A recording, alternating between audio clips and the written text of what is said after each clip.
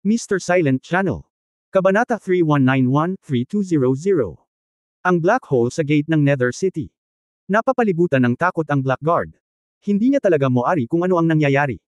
Sa sarili niyang madilim na mundo, hindi siya makagamit ng anumang kapangyarihan, at wala siyang mahanap na bakas ni Yang Yio.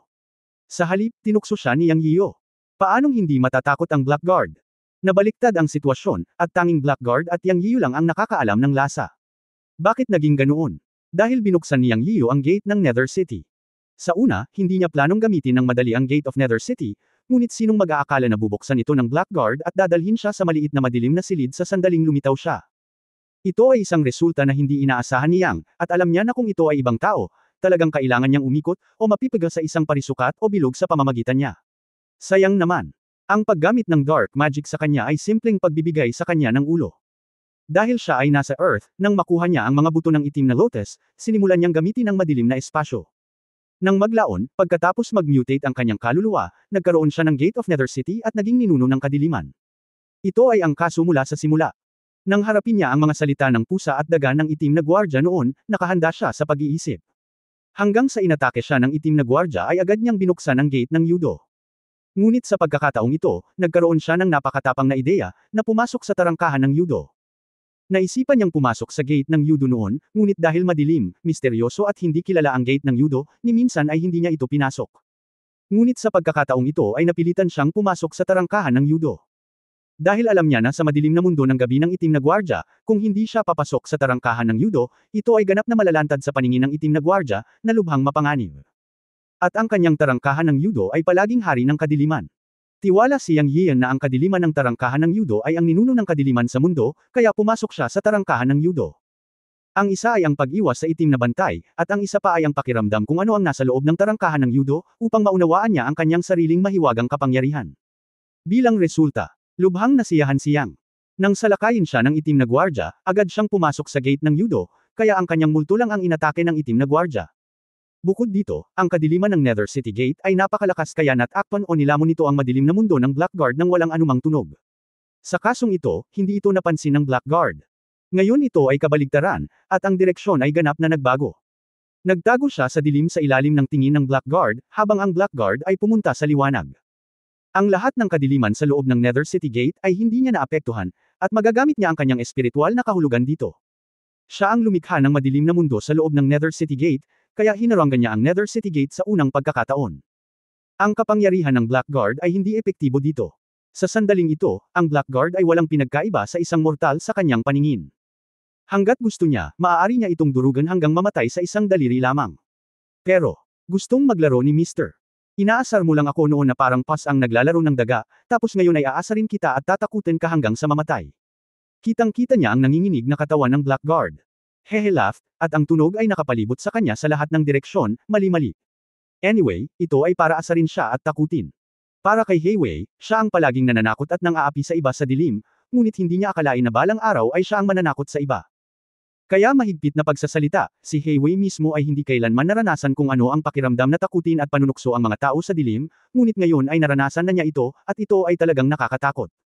Lumabas na sa walang katapusang kadiliman, wala kang makita, wala kang mahawakan, at ang pakiramdam ng takot ay ganito. Walang magawa. Kapag ang ganitong uri ng Rakshasa ay inilagay kay Heiwei, siya ay talagang mas walang magawa kaysa sa iba.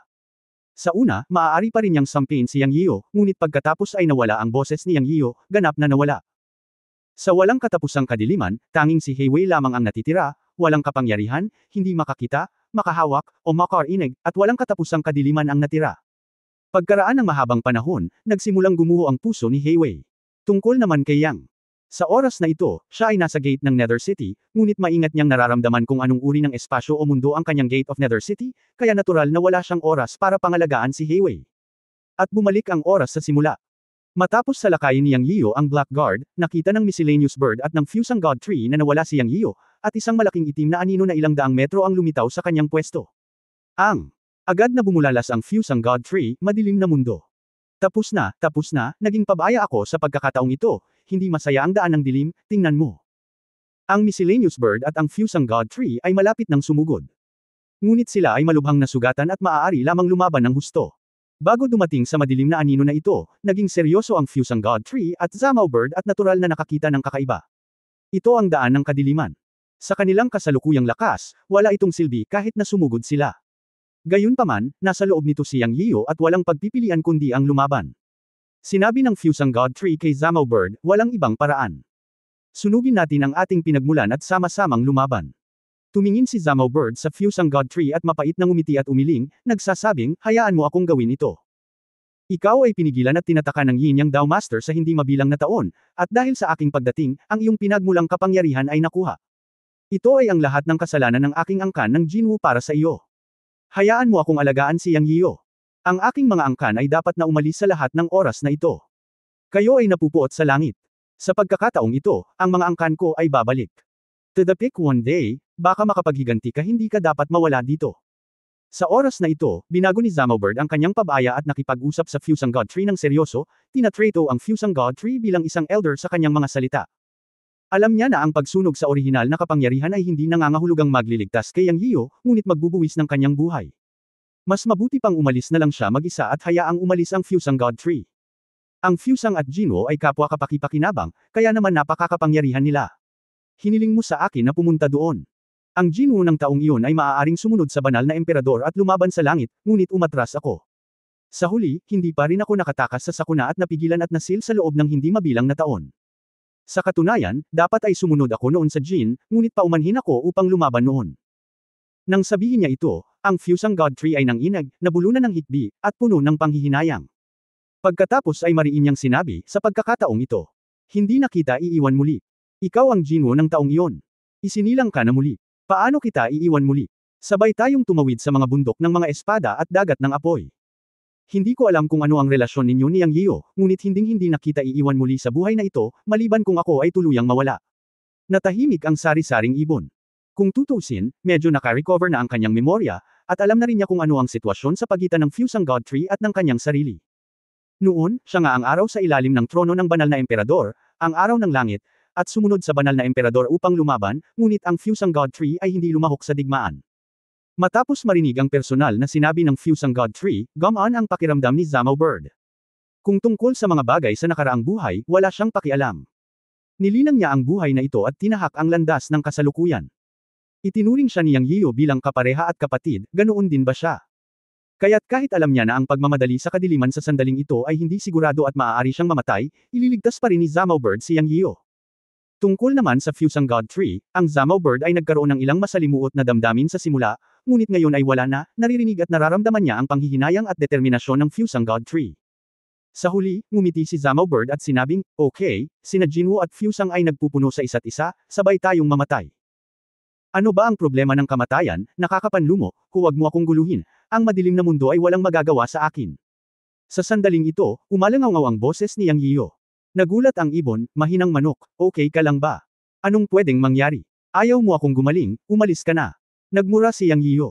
Ang ibon at ang puno ng Fusang ay naganhawahan. Mukhang ayos lang si Yang Yiyo, kaya mas mabuti kung hindi na nila kailangang lumaban para sa kanilang buhay. Narinig ni Yang Yiyo ang pag-uusap ng ibon at ng puno ng Fusang. Sa totoo lang, sobrang naantig siya at hindi niya napigil ang magsalita, na humihiling sa kanila na huwag magmadali. Narinig ito pagkatapos niyang buksan ang gate ng Yudo. Kung ilang sandali pa ay sumugod na ang ibon at ang puno ng Fusang, at baka nasugatan sila ng husto ng mga itim na gwardya. Sa kabutihang palad, nabuksan ang tarangkahan ng Yudo, at kontrolado ang lahat. Sa oras na ito, nasa loob lang ng gate ng Yudo si Yang Yiyo. Naramdaman niya na mayroon talagang isang lugar sa gate ng Yudo na medyo kakaiba. Nadama niya na ang walang katapusang kadiliman sa pintuan ng impyerno ay hindi walang katapusan. Sa katunayan, mayroong mga pagbabago sa enerhiya sa isang lugar, ngunit ito ay naiiba sa anumang iba pang mga pagbabago sa enerhiya na nagpaparamdam sa kanya na hindi komportable. Ito ay isang whirlpool na umiikot sa kadiliman, o isang black hole. Lumapit si Yang Yiyo sa black hole at nag-alinlangan kung papasok. Kabanata 3172, ang Ink Black Lake.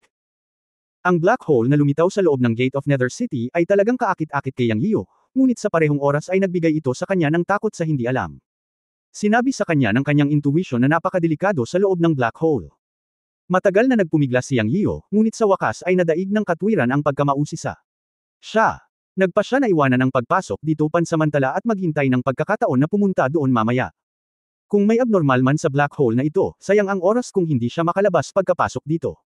Sino ang nakakaalam kung saan patungo ang kabilang dulo? Ang punto ay mayroon siyang mas mahahalagang bagay na dapat gawin. Kailangan niyang hanapin ang buwan para bigyan ng pagkakataon ang mga nakamit ang Dao sa Cloud Gate na patunayan ang Dao, at kailangan niyang bantayan ang clone ni Haring Shearer na tumatalon para gumanti anumang oras. Ngayon ay mayroon ding direktang Yin Yang Daoist Master. Meron. Napakaraming tao na nakatayo sa likuran niya, at maraming tao ang umaasa sa kanya at nangangailangan ng kanyang proteksyon. Hindi pa oras para umalis anumang oras. Kaya't nilabanan ni Yang Yiyu ang kanyang kuryosidad at umalis sa gilid ng black hole. Anyway, ang Gate of Nether City ay nasa kanya, at maaari itong mabuksan anumang oras, at hindi siya makakatakas. Sa totoo lang, sa pagkakataong ito ay marami siyang ginawang pananaliksik sa Gate of Nether City. Kahit papaano ay pumasok siya sa Gate of Nether City sa unang pagkakataon at gumawa ng unang hakbang. Ang punto ay nasa gate ng Nether City, siya ay parang Diyos na pag-iral, at kayang pakilusan ang kapangyarihan ng buong kadiliman dito. Nalaman din niya na ang kadiliman ng Gate of Nether City ay ganap na nagdurog sa madilim na mundo ng gabi ng Blackguard. Maaari din itong maunawaan na ang kadiliman ng kanyang Gate of Nether City ay maaaring lamunin ang anumang iba pang kadiliman sa mundo.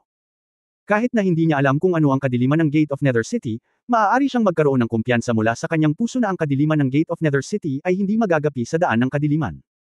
Ang pinakamagandang patunay ay ang isang pag-iisip ay direktang hamarang sa lahat ng kapangyarihan ng Blackguard. Sa oras na ito, halos 3 oras pa lang ang lumipas, ngunit may nabaliw sa kanyang Gate of Nether City.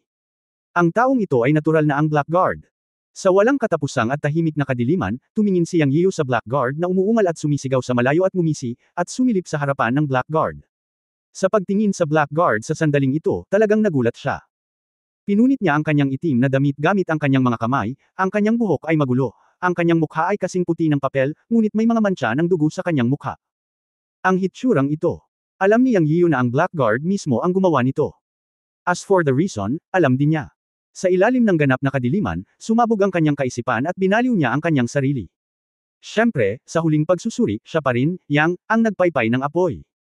Ang pintuan ng impyerno ay kanyang teritoryo. Dati niyang hinarang ang lahat ng pandama ng Blackguard. Bilang karagdagan, ang Blackguard mismo ay isang taong nilalaro ang kadiliman, ngunit hindi niya naranasan kung ano ang magiging pakiramdam ng makulong sa kadiliman balang araw. Hindi ba ito baliw? Hindi inaasahan ni Yang Yiyu ang resultang ito. Naisip niya, napakalakas ba ng Hellgate? Ilang oras na lang, at ganito na ang Blackguard. Naisipan kong patayin siya ng direkta. Pero ngayon naisip niya na mas mabuting kalimutan na lang ito. Ang taong ito ay nabaliw, at hindi na kailangang gumawa ng anumang bagay na hindi kailangan. Sa isang pag-iisip sa kanyang isip, inalis niya ang pintuang impyerno. Sa susunod na sandali, nawala ang walang hangganang kadiliman, at siya at ang Blackguard ay lumitaw sa parehong lugar. Pero, ang hindi niya inaasahan ay ang paglabas niya sa gate ng Nether City, ang Blackguard ay nagpakawala ng hindi makatao na sigaw, at ang buong katawan ng Blackguard ay umuusok. Sa isang iglap, siya ay naging isang pool ng dugo, at sa pagkakataong ito ay tuluyan na siyang nawala. Gusto ko na siyang pakawalan noon, pero hindi ko inaasahan ang resultang ito. Namatay ang Blackguard na parang kusang nasunog. Sa pagtingin sa dugo sa lupa, si Yang Yiyu ay bumigkas ng isang salita pagkaraan ng ilang sandali. Hindi kita pinatay, gusto mong mamatay, wala akong pake. Nilabag niya ang dakilang adhikain ng langit na Dao at namatay sa ilalim ng parusa ng langit. Sa oras na ito, nagsalita ang Fusang Divine Tree, at naglakad kasama ang ibon na may halong buhok. Pinagtutuunan nila ng pansin ang madilim na mga anino, at sa unang pagkakataon na nawala sila, nakita nilang lumitaw si Yang Yiyu at ang Blackguard at nagmamadaling lumapit. Nagdusa ng parusa ng langit. Ano ang ibig mong sabihin? Tinanong ni Yang Yiyu ang Fusang Divine Tree. Ang sagradong puno ng Fusang ay dahan-daang nagsabi, kung hindi ako nagkakamali, ang lalaking ito na nakasuot ng itim na damit ay dapat na isang taong nakamit ang Dao sa pamamagitan ng merito at kabutihan. Ang kanyang dakilang ambisyon na makamit ang Dao ay dapat na magtago sa kadiliman magpakailanman. Kapag ang kanyang tunay na anyo ay nalantad sa liwanag balang araw, siya ay mamamatay. Siya ay papatayin sa pamamagitan ng backlash ng kanyang mga karapat-dapat at makatarungang ngayon. Napunit, at nalantad ang kanyang mukha at balat, kaya naging dugo siya at namatay. Nanikip ang puso ni Yang Yiyan nang marinig niya ito, at sa wakas ay naunawaan niya ang nangyari sa itim na gwardya. Sinabi niya sa kanyang sarili, ipapaliwanag ko sa mga disipulo ng Yunmen na hindi nila madaling makamit ang Dao sa pamamagitan ng merito at kabutihan. Ito ay masyadong kakilakilabot. Mahinang manok, anong ginawa mo sa lalaking nakaitim na damit? Bakit ganyan ang damit niya? Dahan-daang nagsalita si Zhao Niao na parang may tinutukoy. Ako. Walang ginawa, sa puntong ito, biglang bumalik sa katinuan si Yang Yiyan, tumingin kay Zhao Niao at agad itong naunawaan, at galit na sinabi, umalis ka na, wala akong masyadong lasa. Hahaha, biglang tumawa si Zhao Niao. Akala ko ito ay isang krisis, ngunit natapos ito ng walang anumang pagsisikap. Sumunod, iminungkahi ni Yang Yiyu na hayaan niyang manguna si Zhao Niao at patuloy na hanapin ang buwan. Ayon kay Zhao Niao, parang ang buwan ay nasa sinaunang ilang, ngunit ngayon ay hindi niya matiyak kung nasaan ito, at mayroon lamang siyang malabong direksyon. Sa ganitong paraan, hiniling sa kanya ni Yang Yiu na manguna sa daan ng intuitive, sa paniniwalang kapag palapit siya ng palapit, natural niyang mahahanap ang buwan. Ang susunod na pagkakataon ay ganap na nakabatay sa pakiramdam ng may halong buhok na ibon. Sa sinaunang mundo, ang isang tao, isang ibon at isang puno ay talagang naging isang tanawin. Gayunpaman, wala nang humahabol at pumapatay muli. Sa mga salita ng sagradong puno ng Fusang, ang sinaunang mundo ay isang lugar na inabandonan ng langit. Kahit na ang Yin Yang Daoist Master ay hindi matukoy ang kanilang mga bakas. Matapos masakop ni Yang Yiu ang kapangyarihan ng prehistoric world, nagbago ang sarili niyang aura, at hindi madaling subaybayan ang mga ito. Sa isang iglap, lumakad sila sa sinaunang daigdig ng higit sa isang taon. Mula Hilaga hanggang Timog, na umaabot sa 70,000 milya. Sa panahong ito, nakatagpo din sila ng ilang sinaunang prehistoric beast, ngunit lahat sila ay nalutas ni Yang Yiu, at hindi sila kasing lakas ng 6 na mata na unicorn na kanilang nakatagpo sa unang pagkakataon. Ito ay medyo makinis sa daan. Siyempre, si Yang Yiu lang ang nakakaalam na ito ay dahil kaya niyang makuha ang kapangyarihan ng sinaunang mundo, na nagpabawas ng maraming kaguluhan, at dahil nakapasok na siya sa unang antas ng banal na daan at naging isang munting santo. Kung hindi, hindi ito sasabihin. Tungkol naman sa ibon na may halong buhok at sa sagradong puno ng Fusang, pagkaraan ng isang taon, sa wakas ay nakabawi sila ng sigla. Ang ibon na may halong buhok ay naging mas aktibo, at ang sagradong puno ng Fusang ay hindi na mukhang nalante tulad ng sa simula. Kahit na ang sagradong puno ng Fusang ay hindi pa rin tumubo ng isang dahon, ang hininga nito ay mas matatag. Ayon sa kanila, kung walang pakikipagsapalaran, aabutin ng hindi bababa sa 1,000,000 taon bago mabawi ng sagradong puno ng Fusang ang sigla nito. Siyempre, kung mababawi ng sagradong puno ng Fusang ang sama ng loob, ito ay nasa kaharian ng banal na Dao. Tulad ng para sa may halong buhok na ibong, sa kanyang sariling pananalita, sapat na ang 100,000 taon, ngunit kung siya ay gumaling, siya ay nasa tuktok lamang ng hidaw. Anyway, hindi madaling patunayan ang Dao. Para patunayan ang Dao, hindi makakatulong si Yang Yiu, masasabi lang niya na kung may pagkakataon, gagawin niya ang lahat para tulungan sila. Ang paghahanap para sa buwan ay dapat magpatuloy. Makalipas ang isang taon, nagtanong si Yang Yiu, maaasa ka ba? Malamig na sumangot si Zhao Bird at sinabing, bakit hindi ka sumama? Ano ang pagmamadali? Nasabi ko na sa iyo, malabo lang ang direksyon, ano ang magagawa ko? Okay, mali ako, nararamdaman mo pa rin. Si Yang Yiu at Zhao Bird ay nag-aaway. Sa katunayan, pareho silang nasiyahan sa ganitong uri ng pagtatalo at nakakainsultong komunikasyon. Huwag mong banggitin na parang mas malakas ang pakiramdam ko, sabi ni Zhao Bird. Talaga, saka bilisan mo. Nagulat si Yang Yiu. Sa totoo lang, nababalisa siya sa kanyang puso, at umaasa na lang siyang mahanap ang buwan at makabalik ng mabilis. Pagkarating sa sinaunang ilang, siya ay ganap na nakahiwalay sa God Realm, at si Yunmen ay hindi makapagsalita ng anuman. Paano kung ang clone ng Shira King ay lumitaw, o ang Yin Yang Daoist ay hindi mahanap siya at gumanti kay Yunmen, siya ay nasa sinaunang ilang at walang alam. Sinabi niya sa may halong buhok na ibon, kung maghanap tayo ng isang taon at walang resulta, babalik muna tayo. Itinago ng God Realm ang siyam na avatar ni King Shira at isang hindi kilalang bilang ng Shuras, kasama ang Yin Yang Daoist Master. Nag-aalala talaga ako. Sige, bigyan mo pa ako ng kalahating taon. Kung malakas ang pakiramdam, magpapatuloy tayo sa paghahanap. Kung hindi pa rin tayo sigurado, babalik tayo. Sa harap ng malalaking isyo, hinding-hindi magpapatalo ang may halong buhok. Makalipas ang 3 buwan, huminto ang ibong may halong buhok sa harap ng isang malaking lawa kung saan lumitaw si Yang Yiu. Ang tubig ng lawa ay kasing itim ng tinta at kakaiba ang hitsura. Hindi ka nagkakamali, di ba? Tanong ni Yang Yiu sa ibon na may halong buhok habang nakatingin sa walang katapusang kakaibang lawa. Hindi ako magkakamali sa pagkakataong ito. Sinasabi sa akin ng aking intuition na narito ang buwan. Sabi ng ibon na may halong buhok. Kabanata 3173, maaaring ito ang paraan ng magulong nilalang. Nasaan ito? Huwag mong sabihing nasa malaking lawa ito. Inilibot ni Yang Yiu ang kanyang mga mata. Ito ay hindi isang ordinaryong malaking lawa. Sabi ng sagradong puno ng Fusang. Tumingin si Yang Yiu sa sagradong puno ng Fusang at sinabi, ano ang nakita ng nakatatanda? Anyway, sa kanyang mga mata, maliban na ang tubig sa lawa ay kasing itim ng tinta, wala siyang nakitang kakaiba. Mahina ang manok, ang ibabaw ng lawa na ito ay tila selyado o materialized. Sabi ni Zhao Bird. Natigilan si Yang Yiu, at pagkatapos ay may isang bato na kasing laki ng gilingang bato sa tabi niya, at sinipa niya ito patungo sa ibabaw ng lawa. Bang! Oo naman. Ang ibabaw ng lawa ay isang materialized na ibabaw ng lawa. Ang malaking bato ay hindi tumalsik sa lawa gaya ng inaakala, sa halip ay gumawa ng isang putok, tulad ng isang bato na tumama sa ibabaw ng bato, tumalbog sa taas, at hindi gumawa ng butas. Tingnan mo, tama ako, Master ng Ibon, kakaiba ang malaking lawa na ito, pagmamalaki ni Zamo Bird. Pinandilatan niyang Yiyo ang ibon at sinabing, matandang Zamaw, nawala ka sa paksa. Ano ang kinalaman nito sa buwan? Of course it has something to do with it. Bakit ako nandito kung hindi mahalaga? Napakalakas ng aura ng buwan dito. Malamang nasa physical lake na ito. Sabi ng ibon. Sigurado ka. Nanlaki ang mga mata niyang Yiyo, hindi naman talaga lawa. Parang lawa lang. Solid talaga. Malalaman mo mamaya. Malalaman ko pagkatapos kong subukan. Nang matapos magsalita ang ibon, lumipad ito at pumunta sa langit sa itaas ng Black Lake. Sa susunod na sandali, isang gintong liwanag ang sumilay mula sa katawan ng ibon patungo sa Black Lake sa ibaba. Ang gintong halo ay dumiretso sa madilim na lawa, at tila direktang tumagos sa mas malalim na tubig. Tinitigan ito niyang Yiyo nang hindi kumukurap.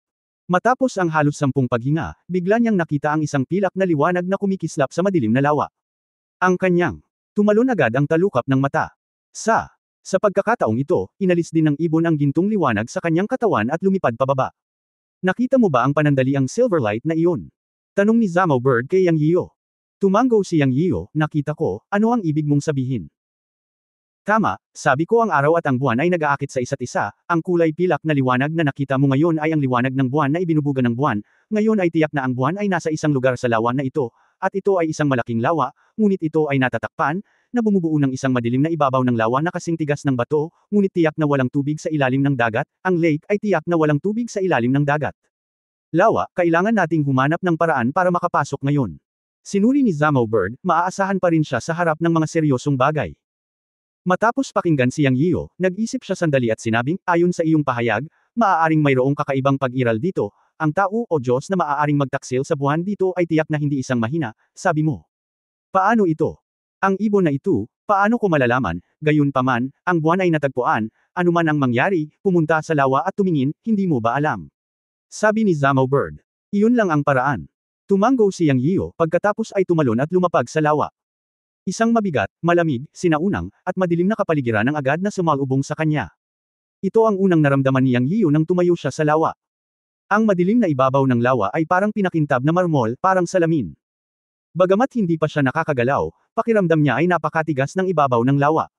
Pinarurusahan ng langit ang lahat ng bagay. Biglang itinaas ni Yang Yiyo ang kanyang kamay at sinampal ang ibabaw ng lawa sa ilalim ng kanyang mga paa. Boom!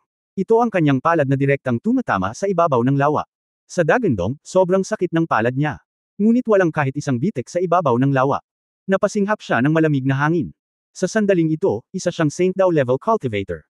Ang kapangyarihan ng isang palad ng langit na nagpaparusa sa lahat ng bagay ay maraming beses na mas malakas kaysa dati, ngunit wala kahit isang bitik. Kahit na inaasahan niya na ang ibabaw ng lawa ay magiging napakatigas, ito ay lampas sa kanyang inaasahan. Nakasimangot, tumalon siya sa hangin sa pagkakataong ito at muling lumipat patungo sa ibabaw ng lawa. Pinarurusahan ng langit ang lahat ng bagay. Pinarurusahan ng langit ang langit at lupa. Pinaparusahan ng langit, ang dakilang Dao. May 3 palad ng makalangit na parusa. Hinampas niya ang lawa sa isang hininga. Ang huling palad ay ang pinakamakapangyarihang Heavenly Dao. Hindi niya ito magagamit sa aktwal na labanan bago niya nakamit ang kaliwanagan, ngunit ginamit niya ito ng direkta sa oras na ito. Ito rin ang unang pagkakataon na ginamit niya ang 3 kabanata ng Heavenly Punishment. Ginamit ni Yang Yiyo ang lahat ng kanyang lakas para sa 3 magkasunod na palad. Boom boom boom. Umalangaw-ngaw ang umaalog-alog na dagandong, at sa pagkakataong ito ay nanginginig ang buong lawa. Pero, sa sumunod na sandali ay halos samukan ng dugo si Yang Yiyo. Hindi pa rin ito gumagalaw, walang basag. Hindi naniniwala ang tito mo. Matigas ang ulo, nagmura si Yang Yiyo, at isang berdeng ilaw ang kumislap sa kanyang kamay, at ito pala ay ang Green Willow Divine Tree sa kanyang kamay. Walang katapusang dami ng mana ang natipon sa Green Willow, at pagkatapos ay sumigaw si Yang Yiyo, break the Green Willow Divine Light. Sa pagtingin sa ibaba mula sa isang mataas na lugar, ang berdeng willow na banal na liwanag ay naging isang ilaw at anino na daan-daang metro ang haba, at nahulog sa ibabaw ng lawa nang may biglaang pag-ikot. Boom! Tiningnan ito ni Yang Yiyo sa unang pagkakataon, at may ngiti sa kanyang mga labi. May nakita siyang bitik, ngunit bago pa siya makatawa ng malakas, kakaiba niyang nalaman na sa isang iglap ay muling nagsara ang bitik. Si Yang Yiyo ay nasaroon ng loob. Ang kapangyarihan ng berdeng willow na banal na puno ay hindi nasira ang ibabaw ng lawa, kaya siya ay wala sa mga trick. Ito ang pinakamalakas na puwersa sa kanyang katawan. Hindi ito gumana. Siyempre, hindi ito gumana. Ito ay gumana. Nabasag nito ang isang bitik na 10-10 metro ang haba, ngunit nagsara itong muli sa isang iglap at naibalik sa orihinal nitong estado. Huwag mong sayangin ang iyong enerhiya. Ngayon tila ang ibabaw ng lawa na ito ay may lakas upang ayusin ang sarili nito, at ito ay napakalakas. Natatakot ako na hindi ito masira ng purong puwersa. Sabi ni Zamo Bird. Natamba si Yang Yiyu at nakasimangot, na nagsasabing, walang silbi ang aking berdeng willow na puno. Ano ang dapat kong gawin ngayon? Ako. Walang magawa si Zamo Bird. Walang magawa si Yang Yiyu, pabayaan siya. Pagkatapos ay tumingin sina Zamo Bird at Yang Yiyu sa Fusang God Tree. Bagamat alam nila na ang Fusang God Tree ay hindi pa nakakabawi ng sigla at walang kapangyarihan, ito ay ang Fusang God Tree kung tutuusin. Ito ay isang likas na espiritual na ugat na ipinanganak sa kaguluhan. Ito ay nabuhay ng mas mahaba kaysa sa iba at may kaalaman. Marahil ito ay maaaring magkaroon ng ilang mga ideya. Ang Fusang God Tree ay hindi nagsalita mula nang dumating ito sa lawa. Nagmamasid lang ito. Sa sandaling ito, alam na nito ang ibig sabihin ni Yang Yiyu at Zamo Bird. Nag-isip ito at sinabing, hindi simple ang nagbuklod sa lawan na ito. Noong nakita kitang umatake ngayon, naramdaman ko ang isang sinaunang hininga na namumuo sa ibabaw ng lawa at inaayos ang mga bitik. Ang hiningang ito ay tila sa lugar na katulad ko nang galing. Ito dapat ang paraan ng magulong nilalang, at ang mga kamay ng makapangyarihan ang nagsilang ng kaguluhan. Kahit ano, puno ng pait ang Fusang God Tree nang magsalita ito. Wala bang paraan para buksan ang malaking lawa na ito at dalhin ito? Talagang ayaw ni Yang Yiyan. Kung hindi niya mahanap ang buwan, ayos lang. Ngunit ngayon ay malinaw niyang natagpuan ang buwan sa lawa, ngunit ang ibabaw ng lawa ay tinataka ng isang taong may malaking mahiwagang kapangyarihan, at hindi siya makapasok. Kung walang paraan, makakabalik lamang siya. Paano magiging payag si Yang Yiyan? Sa oras na ito, nag-isip sandali si Fusang Shensho at sinabing, siguro maaari mong subukan ang paraan na ginamit mo sa pakikitungo sa mga itim na gwardya noon. Ang ibabaw ng lawa na ito ay kasing itim ng tinta, na nasa saklaw din ng madilim na daan. Matapos marinig ito, nagliwanag ang mga mata ni Yang Yiyan, na talagang nagpagising sa nananaginip. Oo, maaari kong subukan ito sa Gate of Nether City. Para sa lahat ng kadiliman sa mundo, ang Gate of Nether City ang sinasabing pinakamakapangyarihan.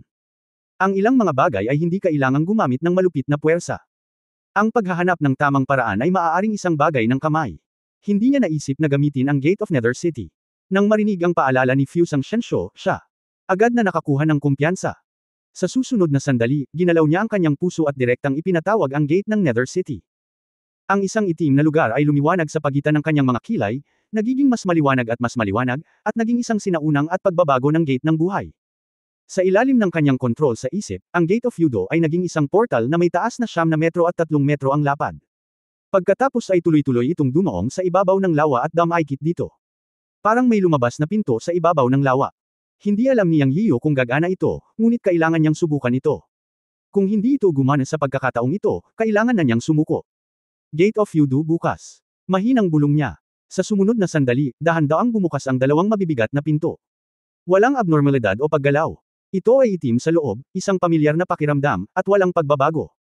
Alam niya na sa pagkakataong ito ay maaaring kapanipaniwala ito, ngunit syempre ito ay talagang magagawa. Kinailangan niyang pumasok sa Gate of Yudo at itaboy ang Gate of Yudo para lamunin ang madilim na ibabaw ng lawa. Hindi niya alam kung gaano kakapal ang buong ibabaw ng lawa. Guwang ba sa ilalim, o may independenteng espasyo? Sa madaling salita, malalaman mo kung pumasok ka at kinokontrol ang Gate of Yudo. Huminga siya ng malalim at sinabi sa Fusang God Tree at sa Mixed-Haired Bird, sumunod ka sa akin, pumasok tayo. May gagawin ako ngayon at magde-day off ako. May gagawin ako ngayon kaya mag-day off ako. Mag-o-update ako bukas. Kabanata 3174, mayabang na boses. Dinala ni Yang Yiyan ang ibon na may halong buhok at ang sagradong puno ng Fusang sa gate ng Yudo. Gaya ng iniisip niya, hindi siya binaygo ng Gate of Yudo. Narito siya ang ganap na master, at tama rin ang haka-haka na nilalamon ng Gate of Yudo ang lahat ng kadiliman. Hindi niya masira ang napakatigas na ibabaw ng lawa ng puwersa, ngunit madali niya itong nalutas pagkatapos niyang buksan ang Gate of Yudo. Pagpasok niya sa Gate of Yudo, nakita niya kaagad na may ibang mundo sa labas ng Gate of Yudo. Katumbas ito ng gate ng pagbubukas ng Yudo at direktang tumagos sa ibabaw ng lawa. Sa isang pag-iisip sa kanyang isip, kinuha niya ang ibon na may halong buhok at ang sagradong puno ng Fusang palabas ng Gate of Yudo. Nakarating sa pamilya sa ilalim ng lawa. Ito ay kabaligtaran ng kanyang naisip. Ito ay hindi kasing dilim ng ibabaw ng lawa, ngunit isang mundo ng pilak na liwanag. Medyo malamig lang. Ito. Ang ibon ay natigilan, at pagkatapos ay sumigaw, narito ang mahinang manok. Natagpuan ko ito. Sa minanang alaala na ako, ang master ng ibon, ay naibalik. Ang lugar kung saan nakatira ang buwan ay ang kulay pilak na kapaligiran na ito. Pagkatapos, nang marinig ito, sa wakas ay gamaan ang loob ni Yang Yiyan, at sa wakas ay nakumpirma na narito na ang buwan. Ngunit mataimtim na sinabi ng Fusang God Tree, huwag masyadong optimistic. Kahit na sigurado ka na narito ang buwan, hindi ka maaaring maging pabaya. Isipin mo ang selyadong lake surface, hindi iyon isang bagay na magagawa ng ordinaryong mga kamay. Ngayon ay tila may nagkulong sa buwan dito. Kung ito ay totoo, kung gayon maaari tayong makatagpo ng isang malakas na tao. Pagkatapos ng pagiging binuhusan ng Fusang God Tree ang isang palanggana ng malamig na tubig, si Yang Yian at ang ibon ay hindi na nasasabik. After calming down and thinking about it, naging ganito talaga. Dati, ginamit niya ang Green Willow God Tree para basagin ang ibabaw ng lawa. Kung hindi dahil sa Nether City Gate, hindi sila makapasok dito. Kung titingnan mo ang kulay pilak na mundong ito, talagang napakapanglaw kung titingnang mabuti, at wala kahit isang talim ng damo na makikita. Ang realisasyon ay ang hindi pantay na lupa, tulad ng ilang uri ng bato na dinalisay at sinunog ng apoy. Naglalabas lang ito ng silver light. Noong una ko itong makita, ang pilak na ilaw ay nasa lahat ng dako sa aking paningin, na napakaganda. Kung titignan ko ngayon, parang hindi naman. Desertedness ang tema dito. Ito ay hindi isang mundo, higit sa lahat ito ay isang mas malaking espasyo. Ano ang dapat kong gawin? Tanong ni Zamao Bird kay Yang Yiyo. Nag-isip si Yang Yiyo at sinabing, dahil narito tayo, natural na kailangan nating hanapin ang buwan. Ano man ang ating makaharap, kailangan nating hawakan ito upang malaman. Nararamdaman mo ba ang direksyon at nangunguna sa daan? Fair na. Lumipad pa sulong si Zamao Bird nang walang anumang kalokohan. Makalipas ang halos 10 minuto, isang palasyo ang lumitaw sa kanilang paningin. Isang palasyong nagniningning na may pilak na liwanag. Nahanap, nasa palasyo iyon. Medyo natuwa si Zamao Bird nang magsalita siya. Ngumisi si Yang Yiyo, bakit pakiramdam niya ay mas excited si Zamao Bird kaysa sa kanya. Ate Moon, ako si Xiaoyang. Sa harap ng palasyo, sumigaw si Zamao Bird sa pinakamataas na boses. Xiaoyang. Halos pabulong na sabi ni Yang Yiyo. Ito ang kauna-unahang pagkakataon na narinig niyang seryosong bumanggit ng pangalan si Zamao Bird. Bagamat parang isang palayaw, ito ay kilalang kilala. Ito marahil ang pangalan sa pagitan ng Zamao Bird at Moon. Marahil ay naramdaman ng kakaibang hitsura ni Yang Yiyo, galit na galit si Zamao Bird at sinabing, ano ang nakakatawa sa isang mahina. Ganyan ako tinawag ni Sister Moon noon. Ah, ikaw. Mamumura na sana si Yang Yiyo. Pero napatigil siya sa isang boses. Mawala. Isang salita ang nanggaling sa palasyo mawala. Ang boses na ito ay malamig at matalim, na nagpapahirap sa mga tao. At nagsimula sa salitang, get lost. Agad nitong natigilan sina Yiyang at Zamao Bird. Matagal bago nag-react si Yang Yiyo. Zamao Bird, parang pinagalitan tayo. Blankong sabi ni Yang Yiyo. Kalokohan, pero siguradong hindi si Sister Moon. Parang boses ng lalaki. Sabi ni Zamao Bird. Inilibot ni Yang Yiyo ang kanyang mga mata, hindi ako bingi, kaya kong paghiwalayin ang mga lalaki at babae. Ang ibig kong sabihin ay parang may lalaki sa tabi ni Moon. Alam mo ba kung ano ang nangyayari? Para sa ilang kadahilanan, si Yang ay nakaramdam ng hindi komportable sa sandaling ito. Kahit na hindi niya inamin sa harap ng sinuman na siya ang reinkarnasyon ng banal na emperador, may ilang bagay na katotohanan at kailangang kilalanin. Kaya, si Yilyang ay ang babae ng banal na emperador, at mula sa sinabi ni Lady Kaishen, si Yilyang ay napakahalaga sa banal na emperador. Sinabi pa na ang banal na emperador ay nagkaroon ng alitan o away sa dalawang reyna ng silangan at kanlurang palasyo para kay Yilyang. Ito ay sapat na upang ipakita na ang banal na emperador ay labis na nagmamalasakit kay Yiyu, o upang ilagay ito sa mga salita ng Diyosa ng kulay, sa lahat ng mga kababaihan ng banal na emperador, si Yiyu ang pinakamahal niya. Kaya, kung bibilangin mo ito, ang Holy Emperor ay siya, at si Yiyu ay babae rin niya, tama ba? Habang iniisip ito ni Yang Yiyan, mas lalong hindi siya komportable. Ang kasalukuyang sitwasyon ay tila may isa pang lalaki sa tabi ni Yiyu. Isang lalaki, isang lalaki. Paano magiging komportable si Yang? Anyway, masakit bigla. Bagamat hindi niya sinabi lang niya sa kanyang puso, maaari bang, na niloko ang Holy Emperor. Sinabi ni Zamao Niao sa oras na ito, sa alaala ng Master ng Ibon, tila wala pang ibang lalaki sa paligid ni Sister Yiyu, tanging ang bastardo ng banal na emperador. Nang sabihin ito, makahulugang tiningnan ni Zamao Niao si Yang Yian. Dahil dito ay namula ang matandang mukha niyang na walang malay, at tinitigan niya ng masama si Zamao Niao. Malinaw na may alam si Zamao Niao tungkol sa banal na emperador sa kanyang memorya, o alam ang sanhi ng relasyon sa pagitan niya at ng banal na emperador. Ang tanong ngayon ay sino ang may-ari ng boses na ito? Ano ang kaugnayan nito at ng buwan? Si Yang ay labis na nag-aalala tungkol sa tanong na ito sa kanyang subconscious, at siya ay hindi maipaliwanag na inis. Hindi niya pinansin ang ibon at sinabi sa bulwagan sa malalim na boses, anong uri ng mga panlilin lang ang iyong nilalaro? Pagkatapos niyang magsalita ay bigla niyang hinampas ng palad niya ang nakasarang pinto ng hall. Boom! Isang suntok mula sa Heavenly Punishment Palm. Nagkaroon ng dagandong, ngunit ang pinto ng bulwagan ay kumikislap lamang ng pilak na ilaw, at malabo na nakikita ng isang tao na may ilaw na inscription, halatang binabantayan ng malakas na depensa ang bulwagan. Dahil hindi bukas ang pinto, papasok na ako. Sa kasamaang palad, hindi gumagalaw ang palad niya. Napakunot din ito ng noo, at hindi niya inaasahan na ganoon kalakas ang depensa ng bulwagan na ito. Gayunpaman, ito ay isang pagsubok lamang. Ang tunay na malakas na pag-atake ng Green Willow Divine Light ay pinaniniwalaang kayang basagin ang gate defense. Isang flash ng berdeng ilaw ang lumitaw sa kanyang kamay, at ang Green Willow Divine Tree ay nasa kanyang kamay, handang magpatuloy, gusto niyang pumasok at makita. Sa anumang kaso, maaari itong kumpirmahin na ang buwan ay nasa loob.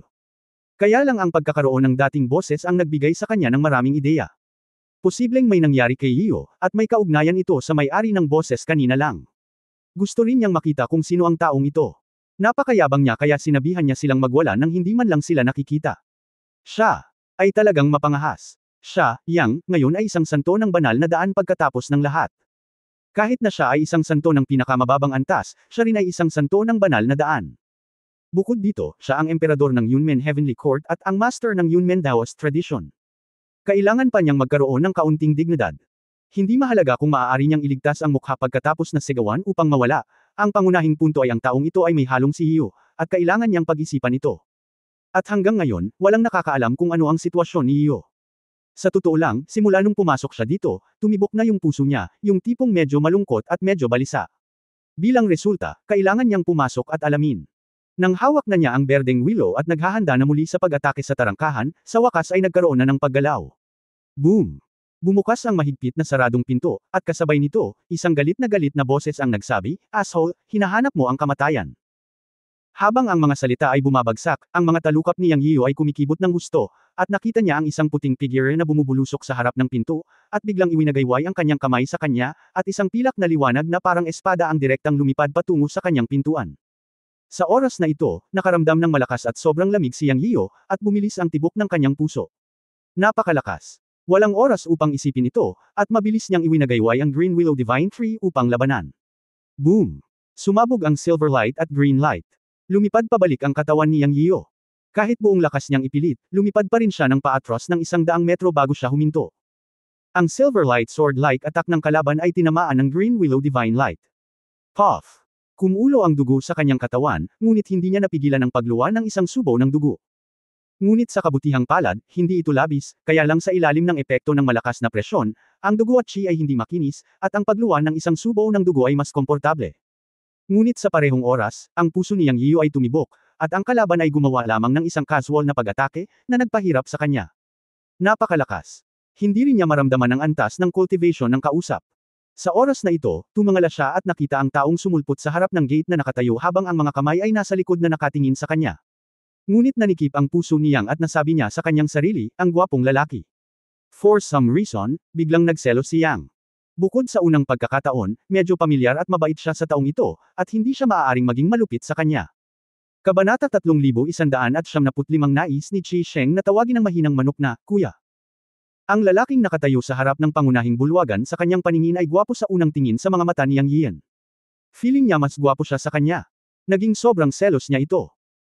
Ang lalaking ito ay parang napaka-standard na oriental na mukha, 1.85 meters ang tangkad, hindi payat o mataba, nakasuot ng puting damit, ang kanyang mukha ay parang mga eskultura na maarte, ang kanyang mga mata ay puno ng talas, ang kanyang mga mata ay mga 30 taong gulang, napakagwapo ngunit puno rin ng panlalaking alindog.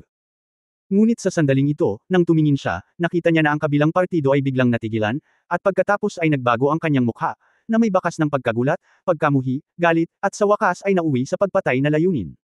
Napakakomplikadong mata. Sa oras na ito, magsasalita pa sana si Yang Yan, ngunit hindi niya inaasahan na ang bulalas ni Zhao Niao ay tumunog, ikaw ay Shi Sheng Tiandi. Sinulyapan ng taong ito si Zhao Niao, at pagkatapos ay nanginig ang buong katawan ni Zhao Niao. Natigilan sandali si Yang Yan matapos itong marinig, at tumingin kay Zhao Niao at nagsabi, kilala mo ba siya? Hindi ko siya kilala noon, pero kilala ko na siya ngayon. Nauutaw si Zhao Niao sa pagkakataong ito. Parang natural na takot si Zhao Niao sa taong ito, hindi takot, kundi respeto. Ang gulo, anong ibig mong sabihin noon na hindi mo siya kilala pero ngayon kilala mo na siya? Tumitig si Yang Yeo. Kaya lang. Pagkatapos niyang makita si Chi Sheng Tiandi, biglang pumasok sa isip ko ang kanyang alaala. Sabi ni Zhao Niao. Naguguluhan si Yang Yeo. Not to mention Zhao Niao, medyo pamilyar din siya nang makita niya ang taong ito sa unang pagkakataon, pero hindi pa niya ito nakita. Si Sheng Tiandi. What the hell? Sino ang magandang batang iyon? Direktang tinanong niyang si Zhao Niao, at bigla siyang binigyan ng palayaw ng isang magandang lalaki. Oo, magsasalita na sana si Zhao Niao. Sa oras na ito, sinabi ng lalaki, nakalimutan mo ba talaga ako? Pagkatapos ng isang pause, nagpatuloy siya, okay. At pagkatapos ay walang follow-up. Medyo naguluhan si Yang Yio, ngunit alam niyang kinakausap siya ng kabilang partido. Sino ito? Walang impresyon si Yang Yio, ngunit nag-react din siya sa oras na ito. Ito ay dapat na may kaugnayan kay Sheng Tiandi, o sa kanyang nakaraang buhay. Kung kaaway ba siya o kaibigan, hindi niya talaga alam ngayon. Siya. Direktang tanong ni Zhao Niao, kaaway ba o kaibigan ang magandang bata? Ang salitang, pretty boy, niyang ay nagpakibot sa bibig ng lalaking nakaputing damit sa harap ng bulwagan, o sa Emperador Qi Shengtian, umitim ang mukha, at nakakuyom ang mga kamao. Palihim na sumulyap si Zhao Niao kay Emperor Qi Shengtian at bamulong, paano ko ito sasabihin? Sa ilang mga paraan, ang Emperor Qi Shengtian ay talagang kaaway mo, isang mahinang manok, ngunit sa ibang paraan, siya ay itinuturing na isa sa atin. Anong kalokohan, ipaliwanag mo ng malinaw. Umirap si Yang Yio. Nang makitang nagagalit si Yang Yio, ang ibon ay handang magsabi ng isang bagay, ngunit sa oras na ito, malamig na sinabi ni Emperor Qi Shengtian, mas mabuting tumahimik ka, maliit na ibon. Ang emperador. Direktang isinumpo ni Qi Shengtian ang ibon bilang isang maliit na ibon na nagpagalit sa ibon. Sinabi nito sa Emperor Qi Shengtian, Qi Sheng, ikaw. Huwag kang masyadong mayabang. Nandito kami para hanapin si Sister Yiliang. Ibibigay mo si Sister Yiliang, kung hindi, ako.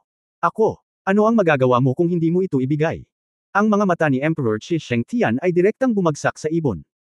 Whoosh! Ang sobrang mayabang na ibon ay agad na naging duwag, at nagtago sa likod ni Yang Yio at mahinang nagsabi, huwag masyadong mayabang, Ang duwag na pagganap ng ibon sa harap ng kalokohang si Emperor Qi Shengtian ay ikinagulat ni Yang Yio. Ito ang unang pagkakataon na nakita ni Yang Yio ang ibon na duwag. Ang ibong ito ay hindi kailanman naging duwag. Kung kailangan nitong aminin ang kaduwagan, ito ay ang uri ng duwag na umaamin sa kaduwagan na walang pagpipilian, at hindi ito magdorones ng anumang kawalan. Sa hindi inaasahang pagkakataon, nang kaharap ang taong ito, natakot si Zhao Bird sa unang pagkakataon. Tsaka nung nag-usap sila dati, hindi nila Birdmaster ang tawag sa kanya, pero title ko ang ginamit nila. Totoong sumisikat ang araw sa kanluran. Ngunit nauutal si Zhao Bird nang kaharap ang taong ito. Siya. Nagtago sa likod niya sa isang tingin lang, at napahiya si Yang Yio sa ganoong pag-uugali. Mabangis niyang sinabi kay Zhao Bird, walang kwenta, hindi ka ba nahihiya? Madalas mo akong tinatawag na mahina, tingnan mo kung sino ang mahina sa pagitan natin, nakakahiya. Si Zhao Bird ay hindi kailanman natakot ng kaharap si Yang Yio, at nang marinig niyang hinamak siya ni Yang Yio, naninigas ang kanyang leeg na sinabi, ikaw. Ikaw na mahina, maaari ka bang maging katulad ni Qi Sheng? Ako. Wala akong pakialam, ito ay isang bagay sa pagitan ninyong magkakapatid, kaya ninyo itong lutisin ng mag-isa, hindi ako lulubog sa baha. Pagkatapos sabihin iyon, direktang lumipad si Zhao Bird patungo sa sagradong puno ng fusang, na parang gumuhit ng malinaw na linya kasama si Yang Yio. What the hell, kuya? Ikaw, bastard, sabihin mo sa akin ng malinaw. Hindi inaasahan ni Yang Yio na sinabi nga ng bastard na iyon ang salitang, kapatid, halatang tinutukoy siya at ang magandang batang iyon. Siya, ay lalong naguguluhan, ngunit, halatang may pagbabanto mula sa magandang batang lalaki, kaya ang bastard ay hindi nang ahas na magsalita pa sa kanya. Walang pagpipilian si Yang Yio kundi tingnan muli ang magandang batang lalaki at sinabing, hoy, magandang bata, magkakilala ba tayo? Pagkasabi nito, kumaibot ang mga sulok ng bibig ni Qi Shengtiandi. Kung aalis ka ngayon, magpapanggap akong hindi ka pa nakapunta rito. Wala kang gustong mahanap dito, at kahit meron, hindi ka karapat-dapat. Sa wakas ay tumingin si Qi Shengtiandi kay Yang Yio na may napakakomplikadong tingin at may sinabi. Pero, paano si Yang Yio? Kailangan lang niyang makipagtalo sa magandang bata. Habang tinitingnan siya nito ay mas lalo siyang nalungkot.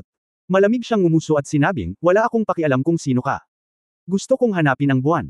Umalis ka na. How dare you mention her? It's all because of you. You don't deserve it. Umalis ka, kung hindi, huwag mo akong sisihin sa pagiging masungit. Malamig na sabi ni Qi Shengtiandi. Fuck, you pretty boy, anong yabang mo? Hindi ako aalis ngayon. Galit din si Yang Yio. Paulit-ulit siyang sinisigawan ng mga tao. Kailan pa siya naging ganito kagalit? Bagamat naramdaman niyang napakalakas ng magandang batang ito, si Yang Yio ay hindi isang taong mapapahiya. Sa karamihan, siya ay nakikipag-away at nagsasalita tungkol dito. Kung hindi niya ito kayang talunin, tatalunan niya ito. Hindi niya kinaya ang galit na ito. Gayunpaman, Bago niya natapos ang kanyang pangungusap, nakita niyang gumalaw ang kabilang partido. Sa isang flash ng whoosh, nagpakita siya ng 1 metro sa kanyang harapan sa susunod na sandali. Pagkatapos ay isang kamao ang direktang dumampi sa kanyang mukha. Nagulat si Yang Yiyu sa sobrang bilis na walang bakas ng pagbabago ng mana. Hindi niya namamalayan na gumamit ng mana upang takpan ang kanyang buong katawan para sa pagtatanggol. Pero may nangyaring eksenang ikinagulat niya. Bang! Direktang damapo ang kamao ng kabilang partido sa kanyang mukha. Kotsa, ang tulay niya. Sira ang ilong. Naramdaman ni Yang Yiyan na dumudugo ang kanyang ilong. Isang pagsabog ng sakit ang dumating, at diretso siyang natamba sa lupa ng suntok ng kabilang partido. Ngunit hindi siya ang punto. Ang punto ay nalaman niya na ang suntok ng magandang batang ito ay talagang hindi pinansin ang kanyang mana at direktang tumama sa kanya sa mukha. Ito ay halos kapareho ng Dower, ngunit ang pagbaliwala ni Dower sa mana ay hindi ganap na likas, ngunit hindi makatakas si Dower sa saklaw ng operating mana. Ngunit ang magandang batang ito ay nagbigay sa kanya ng pakiramdam na wala siya sa saklaw ng mana o ang enerhiya ng langit at lupa mula sa loob palabas. Ito ang nakakatakot na bahagi. Sa anumang kaso, pagkatapos na masuntok sa mukha, siyang ay hindi lamang sa mainit na sakit, ngunit mas nagalit. Huwag mong patulan ang mukha ng tao, pero ang tiyuhin mo talaga ang hamampas sa mukha ko. Hindi na nag-abalang panasan siyang ng dugo sa kanyang ilong, at inikot ang kanyang kamay para tamaan siya ng diretsyo. Pinarurusahan ng langit ang lahat ng bagay. Pinarurusahan ng langit ang langit at lupa. Pinaparusahan ng langit ang daan. Sa galit, sinaktan niyang ang kabilang partido ng 3 sunod-sunod na beses. Gayunpaman. Bang bang bang. Nabigo na naman. Ngayon ay natitiyak niya na ang magandang batang ito ay maaaring ganap na baliwalain ang kapangyarihan ng mahika. Nagpakawala siya ng 3 hampas ng palad, ngunit hindi siya pinansin ng kalaban at hinayaang tumama sa kanya ang lakas ng kanyang 3 hampas ng palad. Itinaas niya ang kanyang mga kamao at pinalo siya. Pinaulanan ng mga suntok si Yang, na naging ulo ng baboy. Ano ang ipinangako mo sa akin na protektahan ko siya? Ha? Bang, bang, bang, galit na tanong ni Qi Sheng Tiandi habang binubugbog si Yang. Walang kapangyarihang lumaban si Yang. Walang silbi ang magic power laban sa kanya. Bukod dito, ang bilis ng magandang batang lalaki ay walang alinlangan na kakaiba. Maaari siyang lumitaw sa anumang anggulo nang walang anumang pagbabago. Hindi napigilan ng anti-shake. Passively lang niya kayang tanggapin ang bogbog. Sa di kalayuan, sinabi ni Fusang God kay Zamao Bird na may pag-aalala, tayo na at tumulong. Kung hindi tayo kikilos, mabubugbog hanggang mamatay si Kuya Yang. Mahinahong sinabi ni Zamao Bird, hehe, huwag kang mag-alala, okay lang. Mag-away man tayong dalawa, walang kwenta. Si Qi Sheng, ang matandang iyon, ay maaaring durugan tayo gamit ang isang kamay. At saka, hindi niya papatayin si Yang Yiyo. May mga bagay na hindi mo alam, pero alam ko. Bakit wala kang pakialam? Fusang God said. Napangiti si Zamao Bird at nagsabi, dahil sa panahon ng kaitian, kinailangan ni Qi Sheng na tawagin ang mahinang manok na kuya, Qi Sheng Tiandi, hehe, Qi Sheng, pantay, pantay, pantay. Kabanata 3196, ang pambubugbog ay walang kabuluhan. Ang sinabi ni Zamao Bird kay Fusang Shensho ay lubos na nagbibigay kaalaman kay Fusang Shensho. Ayon sa sinabi ni Zamao Bird, si Yang Yiyo at itong si Qi Sheng Tiandi ay matagal nang magkakilala, at sila ba ay magkapatid? Magkapatid, sabi ni Fusang Shensho. Hindi, sa pagkakaalam ko, napakabuting kaibigan nila, kasing lapit ng magkapatid, pero emotionally gusto nila ang iisang babae, napahinto si Zamao Bird sa pagsasalita nang sabihin niya ito. Ngunit nag-react si Fusang Shensho. Ibig mong sabihin ang buwan? Sabi ni Fusang Shensho. Humalaklak si Zamao Bird. Nakahinga ng maluwag si Fusang Shensho sa oras na ito. Dahil ito ang kaso, hindi na kailangang makialam, at ang Zamao Bird ay hindi nagmamadali, na nangangahulugan na walang mga master. Sa karamihan, si Yang Yiyu ay mabubugbog ni Qi Sheng Tiandi. Siyempre, matagal nang binugbog si Yang. Labis na nagalit si Yang Yiyu nang marinig niya ang sumpa ng kabilang partido, ngunit siya ay pinigilan at hindi makalaban. Wala siyang ideya kung ano ang gagawin. Sinisi niya ang sarili niya sa pagiging mahina sa harap ng magandang batang ito. Nang marinig ang kanyang sumpa, natarante si Yang Yiyan at hindi napigil ang sumagot, "Anggulo, baliw ka ba, magandang bata?" Sa oras na ito, handa nang gamitin ni Yang Yiyan ang Green Willow Tree at ang Gate of the Netherworld, ngunit natigilan siya sa mga random na suntok ng magandang batang ito. Gayunpaman, hindi nakakamatay ang mga pambubugbog, parang puro away lang para ilabas. Ito rin ang dahilan kung bakit hindi niya ginamit ang Green Willow Tree sa simula pa lang, dahil kapag ginamit na ang Green Willow at ang Gate of the Netherworld, ito na ang panahon para makipaglaban para sa buhay. Bagamat ang magandang batang ito ay may intensyon na mamamatay tao para sa kanya, nang siya ay talagang nagsimula, bagamat dinurog niya siya sa lahat ng direksyon at binigyan siya ng isang random na suntok, hindi ito nakamamatay, at hindi rin ito isang killing move. Alam ni Yang Yiyan na kung gusto talaga siyang patayin ng magandang batang lalaki, daan-daang beses na sana niya itong pinatay. Ang isa pang punto ay nakita niya ang isang napakakomplikadong hitsura sa mga mata ng magandang batang lalaki, at nakita pa niya ang isang bakas ng paggalang dito. Ito ay nagpagulong-gulo sa kanya. Kilala kaya talaga siya ng magandang batang ito. Ngunit hindi mahalaga kung kilala niya siya o hindi, ganap na galit si Yang sa sandaling ito. Kahit sinong bugbugin ay magagalit. Siya, Yang, ay ang pinuno ng isang sekta pagkatapos ng lahat. Ngayon ay binubuli siya ng magandang batang ito, lalo na't pinagmamasdan siya ng ibong magkahalong buhok at ng sagradong puno ng fusang. Sa sobrang hiya niya ay hindi niya maiwasang magalit. Siya. Alam niya na ang pagharap sa magandang batang ito, ang Green Willow Sacred Tree at ang Gate of the Netherworld ay maaaring hindi magawa sa kanya, ngunit wala siyang pakialam at gusto niya munang ilabas ang kanyang galit. Matapos suntukin muli ng magandang batang lalaki, gagamitin na sana ni Yang Yiu ang Green Willow Sacred Tree, ngunit hindi niya inaasahan na titigil ang kabilang partido at hindi siya hinabol para bugbugin siya. Hindi nagmamadali si Yang Yiu at ipinatawag ang Green Willow Sacred Tree. At sa oras na ito na tumingin sa kanya ang magandang batang lalaki at minisyon, huwag mong ipahiya ang iyong sarili sa isang sirang likas na espiritual na ugat. Hindi ko inaasahan na ikaw ay isang basura ngayon. Nang marinig ang mga salita ng magandang bata, nagulat si Yang Yian. Kitang-kita na ang berdeng willow tree sa kanyang katawan ay nakita ng magandang bata sa isang sulyap. Sa madaling salita, alam na alam ng magandang batang ito ang kanyang mga detalye, ngunit wala siyang alam tungkol sa magandang batang lalaki. Bakit siya pa nag-aaway ng ganito? Ngunit si Yang Yian ay nagmura pa rin sa isang matigas na bibig, ikaw ang basura, sino ang magandang batang lalaki na pinapagalitan? Ang salitang, basura, ng kabilang partido ay ganap na nagpasabog kay Yang. Isang berdeng ilaw ang kumislap sa kanyang kamay, ngunit ito ay ang berdeng puno ng willow na direktang lumitaw sa kanyang kamay. Ang walang katapusang magic energy ay hinihimok sa berdeng willow tree. Pagkatapos ay muling kumilos ang puso ni Yang Yian, at ang 10 malalaking puno ay nagsanib sa isa at lumitaw sa kanyang likuran. Gusto niyang tamaan ang magandang batang ito ng buong lakas. Masyadong nakakainsulto. Tiningnan ni Qi Sheng si Yang Yian nang may panghahamak. Wala siyang pakialam sa pag-activate ni Yang Yian sa Green Willow Divine Tree at sa 10 Great Dao Trees. Pinaikit niya ang kanyang mga mata at tumingin kay Yang Yian. Sa totoo lang, wala sa kanyang paningin ang kapangyarihan ni Yang Yian. Hindi tumigil si Yang Yian. Sa wakas, na-activate niya ang Chang'an sa kanyang Yuan Shen. Si Chang'an ang kapangyarihang naiwan ng Shengtian Temple noong una siyang pumasok sa Shengtian Temple sa Starry Chessboard ng Gods, Domain. Ito ay hindi ang kapangyarihan ng batas Yuanqi, ngunit isang kapangyarihan na katulad ng Yuan Shen, ngunit ito ay hindi ang kaluluwa. Sa pangunawa ni Yang Yian, ito ay ang kapangyarihan ng Great Dao Perception. Sa tuwing gagamitin niya ang Chang'an para kontrolin ang Green Willow Divine Tree, nadodoble ang kapangyarihan at ito ay madaling gamitin. Natural, hindi niya ito pinansin sa pagkakataong ito.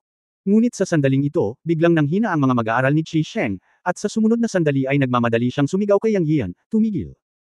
Natigilan si Yang Yian at tumawa, ano? Maliit na puting mukha, natatakot ka ba?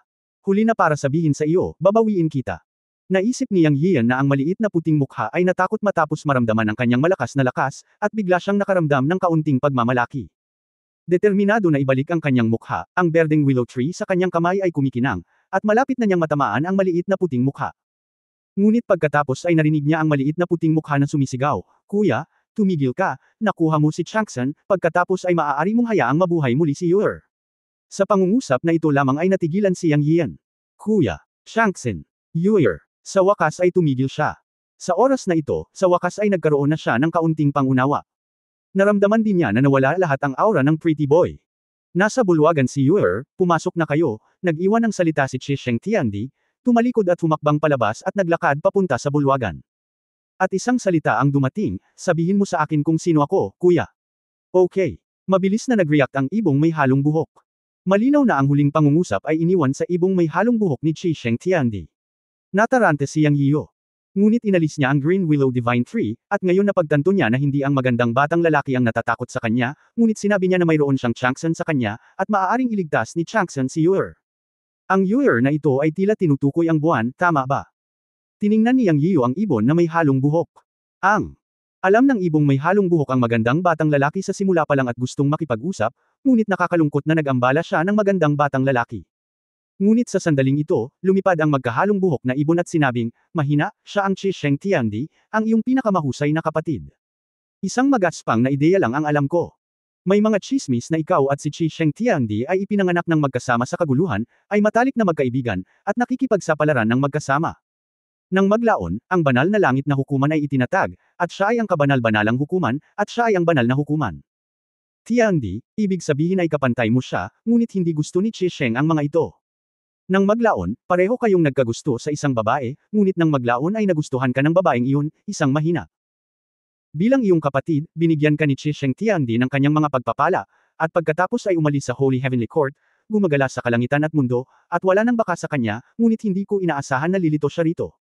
Ngayon ay tila nasugatan at nawawala ang buwan sa panahon ng sakuna, at si Qi Shengtiandi ang lumitaw sa tabi ng buwan. Nagulat si Yang Yiyo. May ganyan. Ngayon parang tama na ang lahat. Siyempre, ang tamang tao ay siya, ang Holy Heavenly Emperor, at siya na ngayon si Yang Yiyo. Pero kahit na ayaw niyang aminin, kung totoo man ang sinabi ng ibong may halong buhok, totoo ang lahat ng ito, at magkapatid pa rin sila ng pretty boy. Hindi katakatakang naging komplikado ang ekspresyon ng magandang batang lalaki matapos siyang makita sa unang pagkakataon. Hindi katakataka na ang magandang batang lalaki ay hindi natakot sa kanya hanggang sa mamatay kapag siya ay binugbog niya, at isinumpo siya sa hindi pag-aalaga sa kanya. Ngayon ay tila walang dodang si Yiliang ang babaeng binanggit ni Zi Yisho. Ang katawa-tawa ay sa kanyang nakaraang buhay, si Sheng Xiandi at Xiao Bayan ay magkapatid, at talagang gusto nila ang parehong babae. Matagal nang hindi bumalik sa katinuan si Yang Yiyo. Pagkatapos ay nagmura siya, ang iyong tiyuhin, bakit mo ako sinisisi sa lahat ng masasamang utang sa iyong nakaraang buhay? Ako si Yang Yiyo ngayon, hindi isang bastos na Sheng Xiandi. Pumunta ka rito upang hanapin si Yiliang para lamang sa maraming mga disipulo ng Yunmen. Ano ang dapat kong gawin ngayon? Tanong ni Zimar Amingo. Anong magagawa ko? Dahil nandito si Yiliang, alis na tayo. Nawalan din ng salita si Yang Yiyo. Anong klaseng bagay ito? Labis siyang nanlumo. Sa ganitong paraan, siya ay binugbog ng walang kabuluhan. Ang punto ay binugbog siya ng sarili niyang kapatid. Ayaw man niyang aminin na kapatid niya si Xiao Bayan, kapatid niya ito sa huli. Ang binugbog ng sariling kapatid, hindi ba sayang ang oras? Kaya ba niya talagang magtanim ng sama ng loob at lumaban? Tsaka hindi niya siya matatalo ngayon. Sa isip ni Yang, talagang pumuputok ang fighting power ng pretty boy, pero ayaw lang niyang aminin. Abnormal lang ang lakas nito. Puno ng depresyon ang tiyan, naglakad si Yang Yiyo at ang ibong may halong buhok na si Fusang Shensho patungo sa pangunahing bulwagan. Kabanata 3177, dalawang magkapatid na isinilang sa kaguluhan. Nang pumasok si Yang Yiyan sa bulwagan, naramdaman niya ang sobrang lamig. Sa labas, ito ay parang isang normal na palasyo, ngunit pagpasok niya, nalaman niyang ang loob ay isang ice sculpture palace. At parang yelo sa loob ng 10,000 taon. Hindi naman talaga malaki ang bulwagan na ito. Tinataya ni Yang Yiyan na wala pang 100 metro kwadrado. Sa sandaling ito, nakatalikod sa kanila ang magandang batang lalaki, at sa harap niya ay isang kristal na kabaong. Matapos itong makita, nagulat si Yang Yiyan. Isang kabaong ang lumitaw dito, at tila lalabas na kung sino ang nasa loob. Lumipad ang may halong buhok na ibon at sinabi sa nanginginig na boses, Sister Moon. Lumapit din si Yang Yiyan. Nakikita ni Yin Yu na may isang babae sa kristal na kabaong, ngunit hindi niya ito makita ng malinaw. She is not dead, but just sleeping. She was seriously injured back then. I found this crystal coffin to heal her. Sayang naman at walang paraan para magising siya sa loob ng maraming taon. Dahan-daang nagsalita si Qi Sheng. Malinaw na sinabi ito kay Yang Yiyan at sa ibong may halong buhok. Nang marinig ang sinabi ng magandang bata, nakahinga ng maluwag sina Yang Yiyo at Zikum Eno. Buti na lang hindi siya patay. Ngayon alam na natin kung bakit nagkaroon ng malaking kaguluhan noon, pero hindi lumalabas ang buwan. Kaya ganito ang sitwasyon. Sa ilalim ng normal na mga pangyayari, ang buwan ay matagal nang lumitaw. Tumingin si Yang Yiyo kay Qi Sheng at hindi alam kung paano siya haharapin. Maliit. Ikaw. Dapat mo pa rin akong tawaging pangalawang kapatid tulad ng dati. Si Qi Sheng ang nagkusa na magsalita. Medyo galit pa rin si Yang sa mga sandaling iyon, ngunit hindi niya ito maipahayag.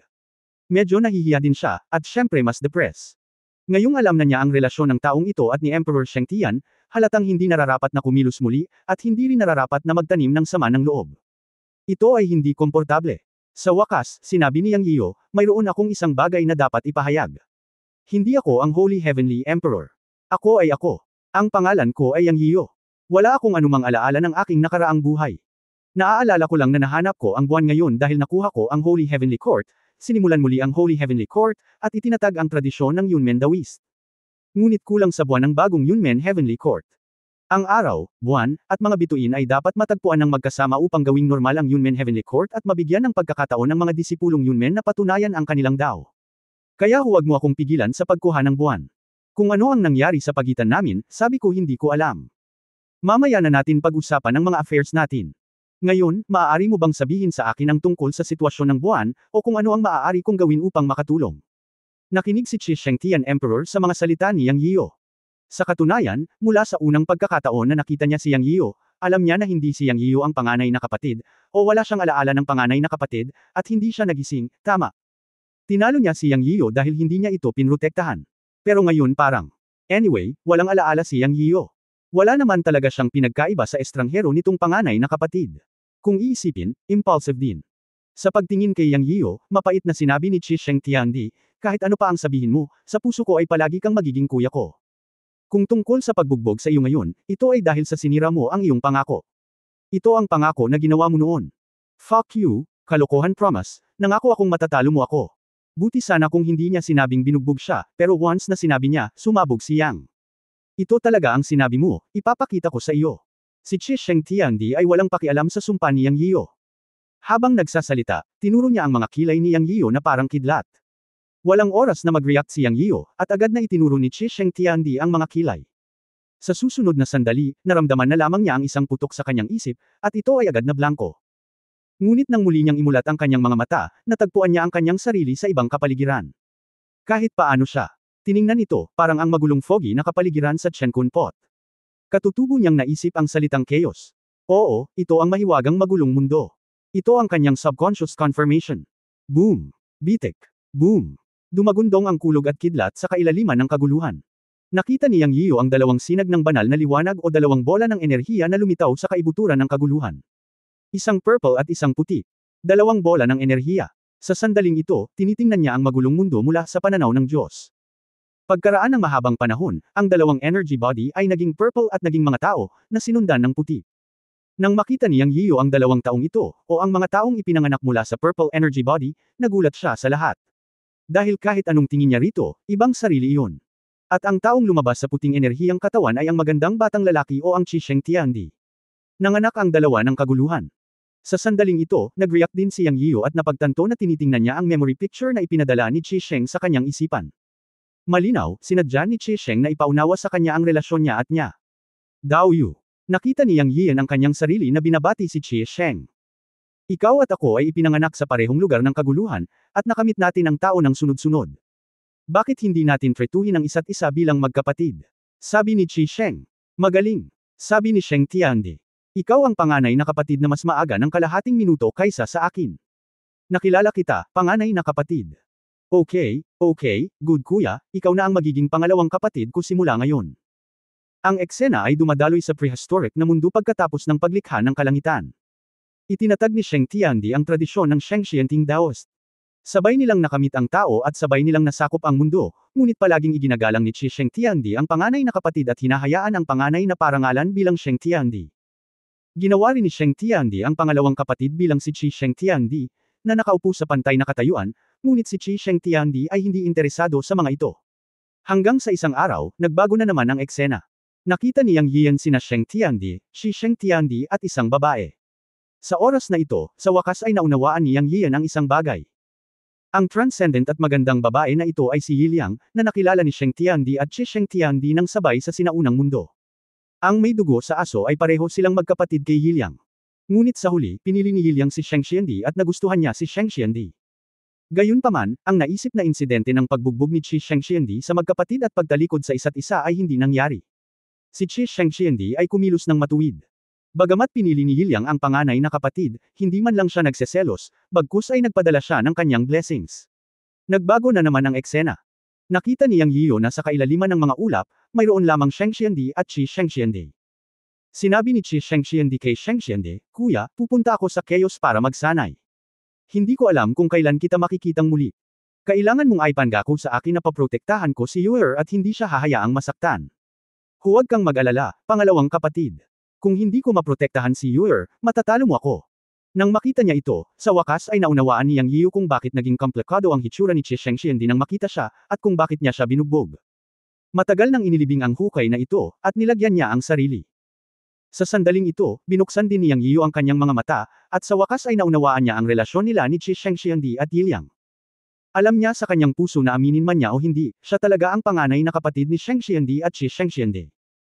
Bukod dito, pagkatapos niyang imulat ang kanyang mga mata, ang karanasan sa larawan ay dumiretso sa kanyang kaluluwa, na tila ang lahat ay nangyari lamang, napakalalim at nakakaantig. Kahit na siya ay tumitingin sa isang memory picture, ito ay hindi isang ordinaryong memory picture, at lahat ng karanasan at damdamin ay naroon. Kaya't pagkatapos niyang imulat ang kanyang mga mata, nang tumingin muli siya kay Qi Sheng, hindi niya maiwasang makaramdam ng tunay na pagbabago-bago sa kanyang puso. Para sa karakter ni Qi Sheng, iginagalang siya ni Qi Sheng bilang kanyang nakatatandang kapatid, at walang paliwanag. Ibinigay niya kay Qi Sheng ang pagsusuri ng isang tunay na lalaki. Siya, hindi napigil ang manginig at sumigaw, ikalawang kapatid. Napakalinaw ng kamalayan ni Yang Yian, ngunit pagkatapos sumigaw sa pangalawang kapatid na ito, naluluhan na siya, at ang kanyang kaluluwa ay nanginginig ng malalim. Si Sheng Tiandi ay siya si Sheng Tiandi, at ito ay hindi nagbago ngayon. Siyempre, ang kanyang subjective consciousness ay siya pa rin, Yang Yian. Ngunit ang pag-ibig na ito ng kapatid ay malalim sa kanyang kaluluwa. Kuya. Flop. Sigaw ni Qi Sheng kay kuya, at lumuhad sa harap ni Yang Yian. Bumangon ka, hindi kita sinisisi. Humakbang pa rin si Yang Yian para suportahan siya. Hindi, nagkamali ako. Sinabi ko sa iyo at kay Yuer noong taong iyon, ngunit medyo hindi pa rin ako komportable sa aking puso, kaya tumakas ako at nagtago sa kaguluhan. Pinagsisihan ko ito ng husto. Pagbalik ko, ikaw. Namatay ka, at ang buhay ni Yuer ay nabitay sa isang hibla. Madala ko lang siya dito para humanap ng paraan para iligtas si Tian, pero mali ako. Malakas na umiyak si Qi Sheng, puno ng panghihinayang. Naririnig at nakita ni Yang Yiu na si Qi Sheng ay labis na nanlumo at sinisi ang kanyang sarili. Ang daming nangyari sa kanya. Hindi siya pinigilan, hayaan mo lang siyang magbulalas. Bagamat hindi niya alam kung gaano kalungkot ang labanan ni Emperor Sheng Tian noon, naiisip niya ito mula sa pagsisisi sa sarili ni Qi Sheng. Ngunit siya ay ang kanyang sarili pagkatapos ng lahat. Pero ngayon pilit niyang tinatanggap. Ang tinatanggap niya ay ang network ng mga relasyon na dala ni Emperor Sheng Tian, o itong mga kapatid at kaibigan, na lahat ay mukhang mabuti. Narinig ko lang na sinabi ni Qi Sheng Tiande, Sister Yuer, siya ay malubhang nasugatan at nakatulog ng mahimbing. Sinubukan ko ang maraming paraan upang iligtas siya, ngunit wala ni isa sa kanila ang gumana. Ngayon ay maaari ko na lamang subukang gamitin ang Changsan sa iyong katawan. Sa tingin ko ay dapat okay na. Nang marinig ni Qi Sheng Tiande na tinatawag si Yuer na hipag, nakaramdam ng kakaiba si Yang. Siyempre, hindi ngayon ang oras para saluhin ito. Ang pakialam niya ay kung magising ba niya si Yu. Ayon sa mga salita ni Qi Sheng, dapat itong gawin ng kanyang kapangyarihan sa Changsan. Gayunpaman, tila hindi lubos na sigurado si Qi Sheng. How do you want me to do it? Changsan is not just the power of Faki. Inisip ito ni Yang Yian at sinabi. Narinig ni Qi Sheng Tiande ang mga salita at sinabi, gamitin ang Changsan bilang gabay upang makapasok sa dagat ng kamalayan ni Sister Yuer upang magising siya. Ang kapangyarihan ng Changsan ay ang iyong kalooban ng mahusay na paraan. Bagamat hindi ito ang kapangyarihan ni Faki, ito ay lampas sa kapangyarihan ni Faki sa kabilang banda. Subukan lang. Ang ibig mo bang sabihin ay ginagamit ko si Changsan bilang daluyan para makapasok sa dagat ng kamalayan ni Yuer para gisingin siya? Tanong ni Yang Yian. Tama iyan. Tumango si Qi Sheng Tiande. So simple. Hindi mo siya ginaising. Tumingin si Yang Yiu kay Qi Sheng Tiande. Akala ko mahihirapan ako, but it turned out that it is just a matter of entering the other person's consciousness world to wake her up. Siyempre, pagkatapos itanong ito, naramdaman din ni Yang Yiu na baka naisip niya na ito ay napakasimple. Kung talagang ganoon ka-simple, sa lakas ng cultivation ni Qi Sheng Tiandi, matagal na niya itong nagawa. Oo nga, mapait na ngumiti si Qi Sheng Tiandi at sinabing, may mga paghihigpit ang mundo ng kamalayan ni Sister-in-law Yuer, at hindi ako makakapasok. Kung pilit kong papasok sa mundo ng kanyang kamalayan, ito ay magiging sanhi ng pagguho ng mundo ng kanyang kamalayan, na sa halip ay makakasama sa kanya. At ikaw, kapatid, ay kanyang asawa niya. Hindi kailanman tinatanggihan ng sister-in-law na si Yuer ang mundo ng kamalayan ni Tixon. Ikaw, Emperor Sheng Tian, baka makilala ka ng paghihigpit ng kamalayan ni sister-in-law Yuer, at maaari kang pumasok. I see, okay, then I'll try, but I still have to say that I am Yang Yiu, not Emperor Sheng Tian. Kahit na si Emperor Sheng Tian ang dati kong buhay, ako pa rin ang sarili ko, hindi ang iba. Si Yang ay napakatatag sa kanyang prinsipyo ng pagiging kanyang sarili. Napangiti ng mapait si Qi Sheng Tiandi at sinabing, Kuya, gawin mo lang. Determinado ang lahat. Habang nagsasalita, tumayo siya at nag-wave ng kamay. Boom! Isang mapurol na tunog ang tumunog, at ang kristal na kabaong ang bumukas. Tumingin si Yang Yiu sa unang pagkakataon. Wow, ang kabaong talaga ang babaeng nasa memory picture na ipinakita ni Qi Sheng sa kanya noon. Ang mga panloob na damdamin at mga visual effect pagkatapos makita ang totoong tao sa sandaling ito ay ganap na naiiba. Totoo naman, pero sa itsura, matatawag itong sagradong mukha. Nakasuot siya ng silver white na napakarilag na damit, mukhang balingkinitan, at may suot na korona ng phoenix sa kanyang ulo. Mayroong kaunting solemna at sagradong aura ng inviolability. Ang mga tao ay hindi maaaring magkaroon ng kahit kititing na kalapastanganan. Alam ni Yang Yiu na siya ang buwan. Isang babaeng pinapabore ng banal na emperador, isang babae kung kanino ang banal na emperador ay maaaring makipag-away sa banal na reyna. Siya ay isa ring babaeng crush ni Qi Sheng. Ang buwan ng langit sa panahon ng Holy Heavenly Court. Isang babaeng nagpatawag ng kapatid na babae sa mga ruffians tulad ng Zamobird na Moon. Sa kristal na kabaong, para itong mahimbing na natutulog, napakapayapa. Kuya, simulan na natin. Paprotektahan kita. Sa oras na ito, sinabi ni Qi Sheng Tiandi. Oh, okay. Si Yang Yiu ay hindi kailanman nagkukulang ng walang katulad na kagandahan sa paligid niya, ngunit ang babaeng ito na nagngangalang Yiliang ay nagbigay sa kanya ng kakaibang pakiramdam sa unang tingin sa kanya. Ito, ay talagang balat lamang, at hindi posibleng husgahan ang pangunawa at pagsusuri ng isang tao. Para sa sinuman, ang kaluluwa sa huli ay kawili-wili. Mayroong magkatulad at magkatulad na magagandang balat sa mundo, ngunit ang kaluluwa ay natatangi. Inaasahan ni Yang Yiu ang pagpasok sa mundo ng kamalayan ni Yiliang sa tabi ng kakaibang babaeng ito. Siyempre, hindi siya sigurado ngayon kung mabubuksan niya ang mundo ng kamalayan ni Yiliang gamit ang kapangyarihan ng Changsan ayon sa pamamaraan ni Qi Sheng. Ngunit kailangan mong subukang malaman. Huminga ng malalim, umupo si Yang Yiu na naka-cross-legged. Matapos ipikit ang kanyang mga mata, bumaon ang kanyang kamalayan sa Yuan Shen. Sa susunod na sandali, naramdaman niya ang kapangyarihan ng Changsan, at pagkatapos na sumanib ang kanyang kamalayan kay Changsan, lumabas siya sa kanyang sariling dagat ng kamalayan at lumapit sa kristal na kabaong, patungo sa mga kilay ni Yiliang sa kabaong. Ang dagat ng kamalayan ng bawat magsasaka ay matatagpuan sa pagitan ng mga kilay, o sa madaling salita, ang gitna ng mga kilay ay ang pintuan sa dagat ng espiritu, at ang dagat ng espiritu ay nasa ulo. Sa sandaling hinawakan niya ang mga kilay ng buwan, nakita ng kamalayan ni Yang Yian ang isang maliwanag na pilak na hadlang na nakatayo sa kanyang harapan. Ito ay tulad ng isang hindi malulutas na langit. Alam niya na ito ang paghihigpit ng dagat ng kamalayan ng buwan. Napakalakas ng pressure kaya nahihirapang huminga ang kanyang kamalayan. Pero hakbang-hakbang pa rin siyang naglakad patungo sa langit. Ayon kay Qi Sheng, ang kamalayan na sumanib sa kapangyarihan ng puso ng langit ay ang susi upang buksan ang paghihigpit ng mundo ng kamalayan ng buwan. Kailangan niyang subukan ito. Sa susunod na sandali nang hinawakan niya ang light curtain, naramdaman niya ang kapangyarihan ng puso ng langit na dumadaloy, at ang silver light curtain ay dumaloy din sa sandaling ito.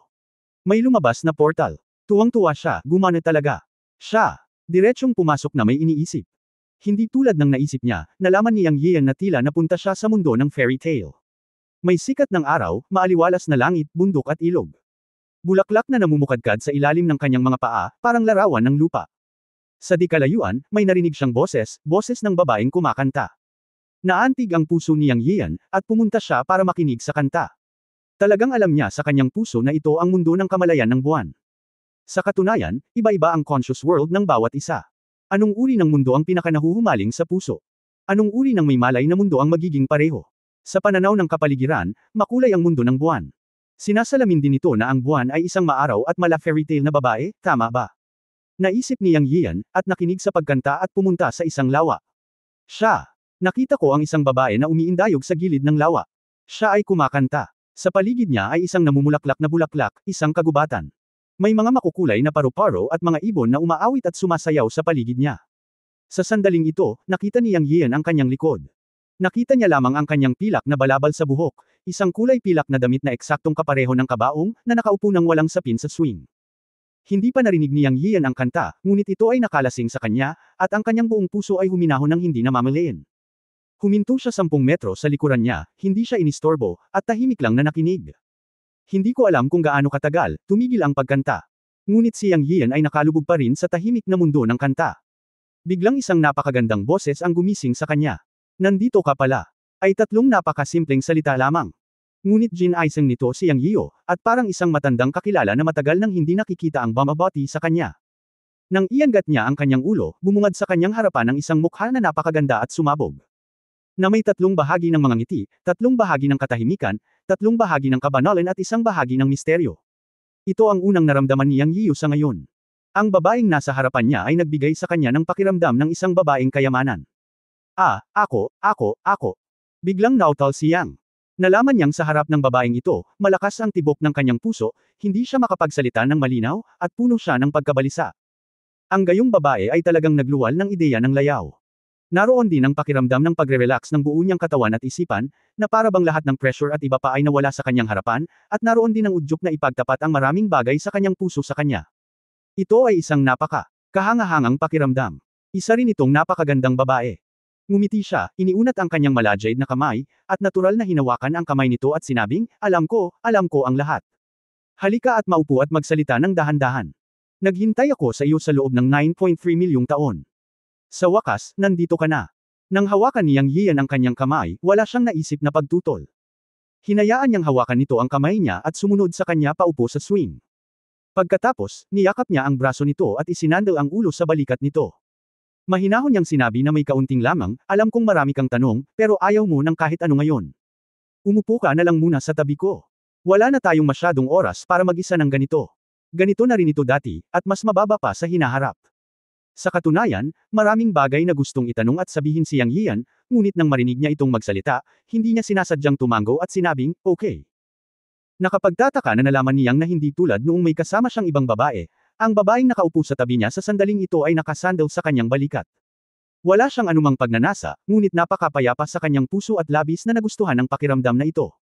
May impulse pa siyang umasa na ang pakiramdam na ito ay magtatagal, o sabihin na sana ay makasama niya ang babaeng ito habang buhay. Maliwanag na iyon ang kanilang unang pagkikita, ngunit binigyan niya ito ng pakiramdam na kilala niya ito sa kawalang hanggan. Siya ay mabait bilang isang miyembro ng pamilya. At hindi niya inaasahan na hindi na siya nagulat sa pagpapakita niya sa mundo ng kanyang kamalayan. Sa halip, sinabi niya, alam ko ang lahat. Ngunit alam din niyang Yiyo na siya ang buwan. Sumandal siya sa kanya at dahan daw ang nagsalita, huwag mo akong iwan sa pagkakataong ito. Kahit na ang aking katawan at kaluluwa ay masira, haharapin ko ito kasama ka. Sa totoo lang napakalungkot ko nang wala ka. Miss na kita. Naramdaman niyang Yiyo ang malaking bahagi ng basa sa kanyang balikat. Tumingin siya sa ibaba at nakita niyang umiiyak na siya. Sa sandaling ito, nakaramdam siya ng hindi maipaliwanag na sakit sa kanyang puso. Inabot niya ang kanyang mga luha upang panasan ang kanyang mga luha at hindi napigil ang sinabi, okay, ipinapangako ko sa iyo, hinding-hindi na kita pababayaan muli. Kabanata 3199, simula sa pagkasira ng Yin-Yang Taoism.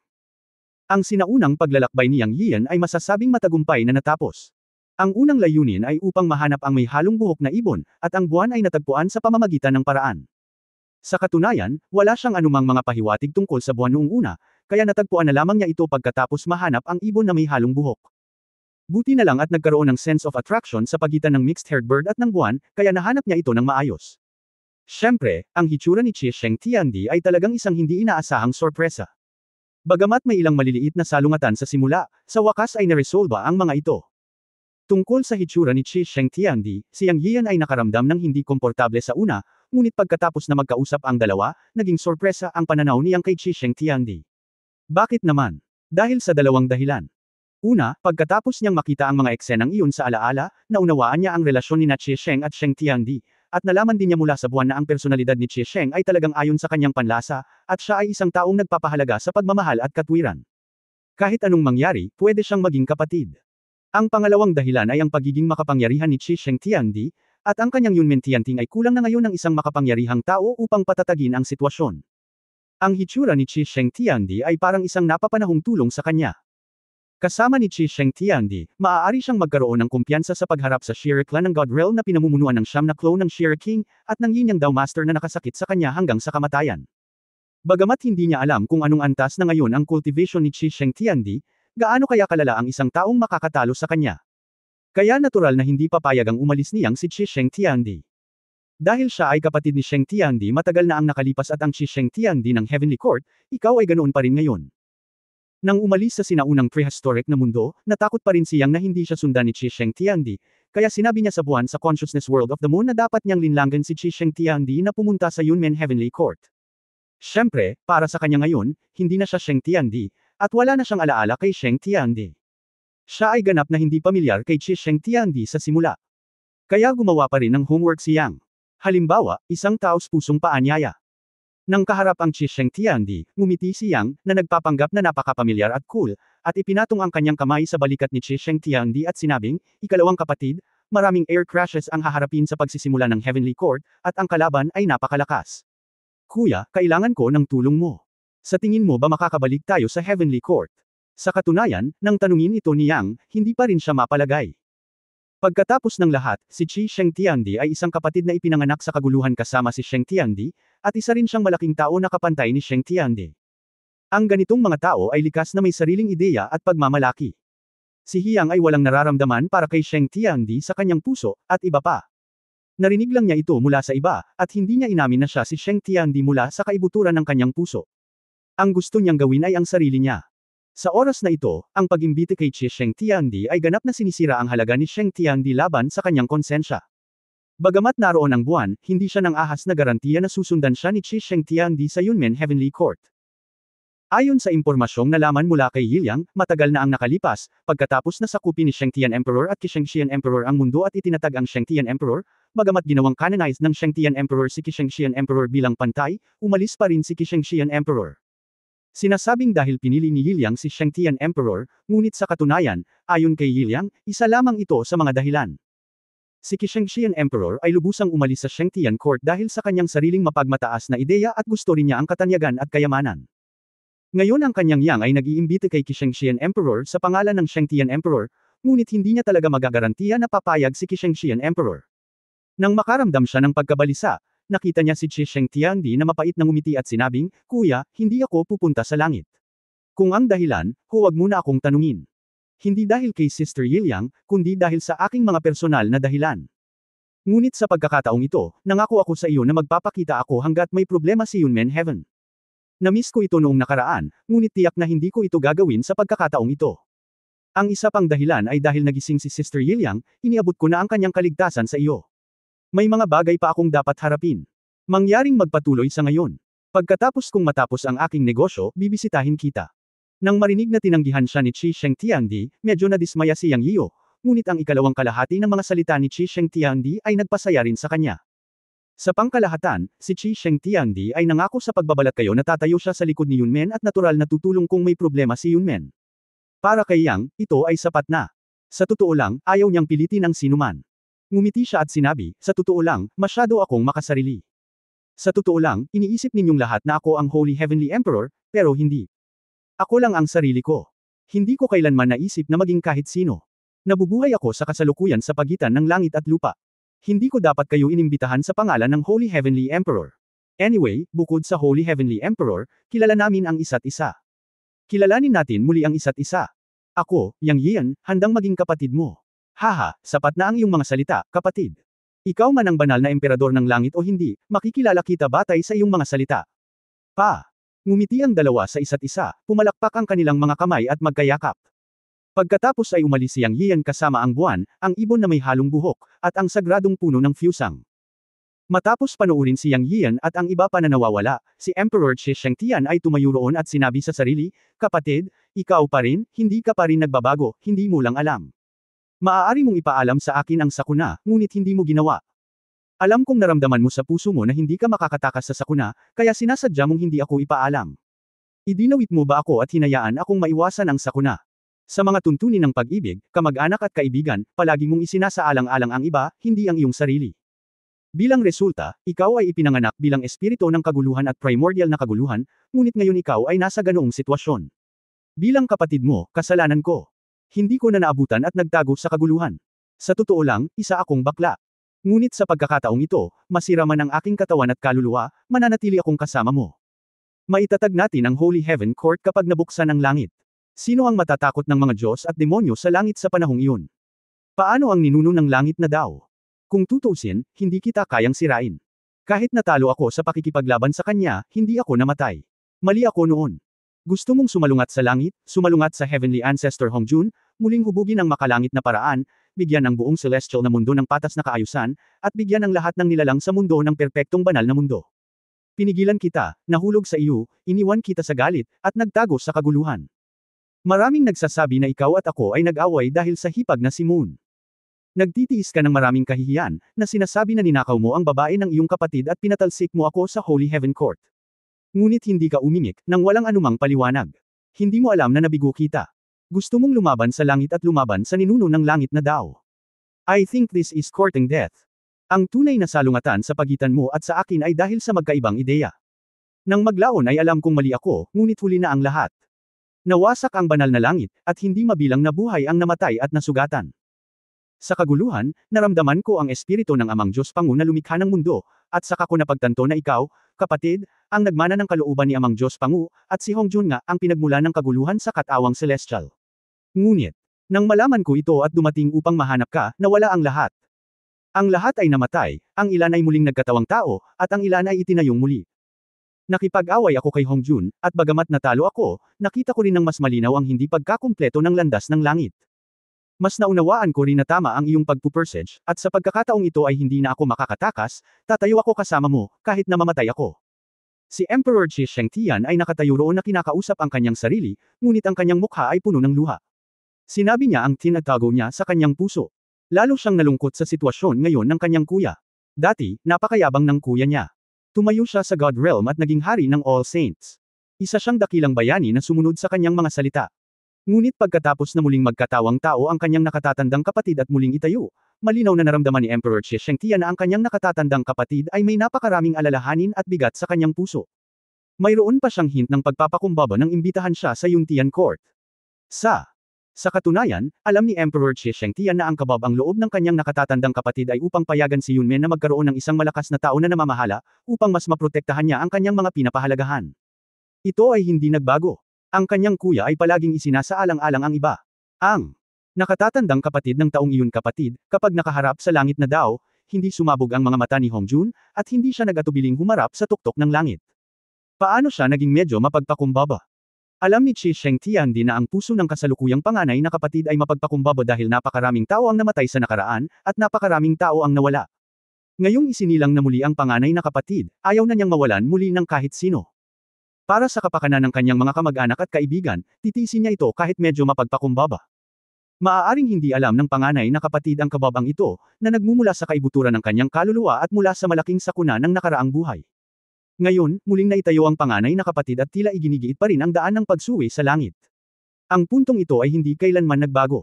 Napabuntong hininga si Qi Shengtian tumangala sa langit, at sinabi sa kanyang sarili, sa pagharap sa langit, bilangin mo ako sa panahong ito.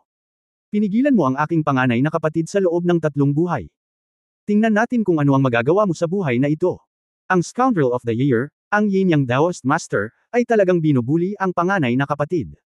Haha, Hongjun, gusto mo bang gayahin ang panganay kong kapatid? Well, magsisimula ako sa pagpatay sa Yin Yang Daoist Master at pagsira sa Yin Yang Daoist Tradition. Isang kumpol ng mga bastard, manok at palayok na aso, gusto ding kasuklaman ang panganay kong kapatid, nangangarap. Kabanata 3200, pagpatay sa 5 dakilang banal sa isang strike. Lumabas si Yang Yin mula sa sinaunang ilang at direktang binuksan ang Space Channel sa pagkakataong ito, na naging dahilan para sabik siyang umuwi. Matagal na siyang lumabas. Daan-daang taon na ang lumipas, at hindi niya alam kung ano ang kalagayan ni Yunmen. Bagamat sinabi ni Ling Yi nang umalis siya na maaari siyang bumili ng 1,000 taon, ngayon ay malapit na ang oras. Mga 7 o 800 taon na ang nakalipas mula nang siya ay lumabas. Sino ang nakakaalam kung kayang tiisin ito ni Ling Yi ng ganoon katagal? Kahit na matagumpay na napigilan ni Ling Yi ang isa sa mga clone ni King Shira, isa lamang ito sa 9 na clone ni King Shira. Bilang karagdagan, pinatay niya ang clone ni Yin Yang the Whist Master at ang mga itim na gwardya sa ilalim ng kanyang upuan. Posibleng gumanti si Yin Yang the Whist Master. Sa oras na iyon, ito ay depende sa kung si Tu Ye at ang iba pa ay makakayanan ang pag-atake ng iba sa Yunmen Heaven. Bagamat noong umalis siya, sinabi ni Tu Ye na magiging ligtas ang Yunmen sa tulong ng Qian Tianzhou ng Yunmen Heaven. Ngunit walang 100% na ganap sa mundo. Sa pag-iisip nito, talagang gustong umuwi ni Yang Yian. Sa susunod na sandali, nang akayin ni Yang Yian si Yu at ang iba pa na lumitaw sa Ascension Mountain of the God Realm, ang kanyang mukha ay nagbago ng husto. Noong itinatag niya ang Yunmen Heavenly Court, itinakda niya ang pasukan sa labas. Ang Nanchanman ay ang gateway sa Yunmen Heavenly Court. Ito ay nasa tuktok ng 2 mundo. Ngunit ngayon ay nakikita na niya mula sa malayo na ang buong Nanchanman ay puno ng mga tao. Sa isang sulyap, hindi bababa sa daan-daang libong tao ang namatay. Ang mga sigawan at pagpatay ay yumanig sa kalangitan. Bumilis ang tibok ng puso niya. Tama nga, nagkatotoo ang kanyang inaalala. May umaatake sa Yunmen Heavenly Court. Hindi sapat, pagkatapos ay nakahinga siya ng maluwag, dahil nakita niyang walang harang ang Nanchanman, ibig sabihin ay hindi pa ito inaatake. Ito man lang ay nagpakita na ang mababang antas na mga disipulo ng Yunmen ay ligtas lahat. Kasabay nito, nakita rin niya ang maraming pamilyar na figure na nagbabantay sa Nanchanman. Ang mga pinuno ay sina Lord Rabbit at Goddess Kaishen. Ang iba ay Little Phoenix, Daor, Niu Duzi, Zexang, Loch, Mijia, Kier at iba pang mga Diyos ng antas ng Hidaw. Lahat sila ay mga nangungunang master ng Yunmen sa kasalukuyan.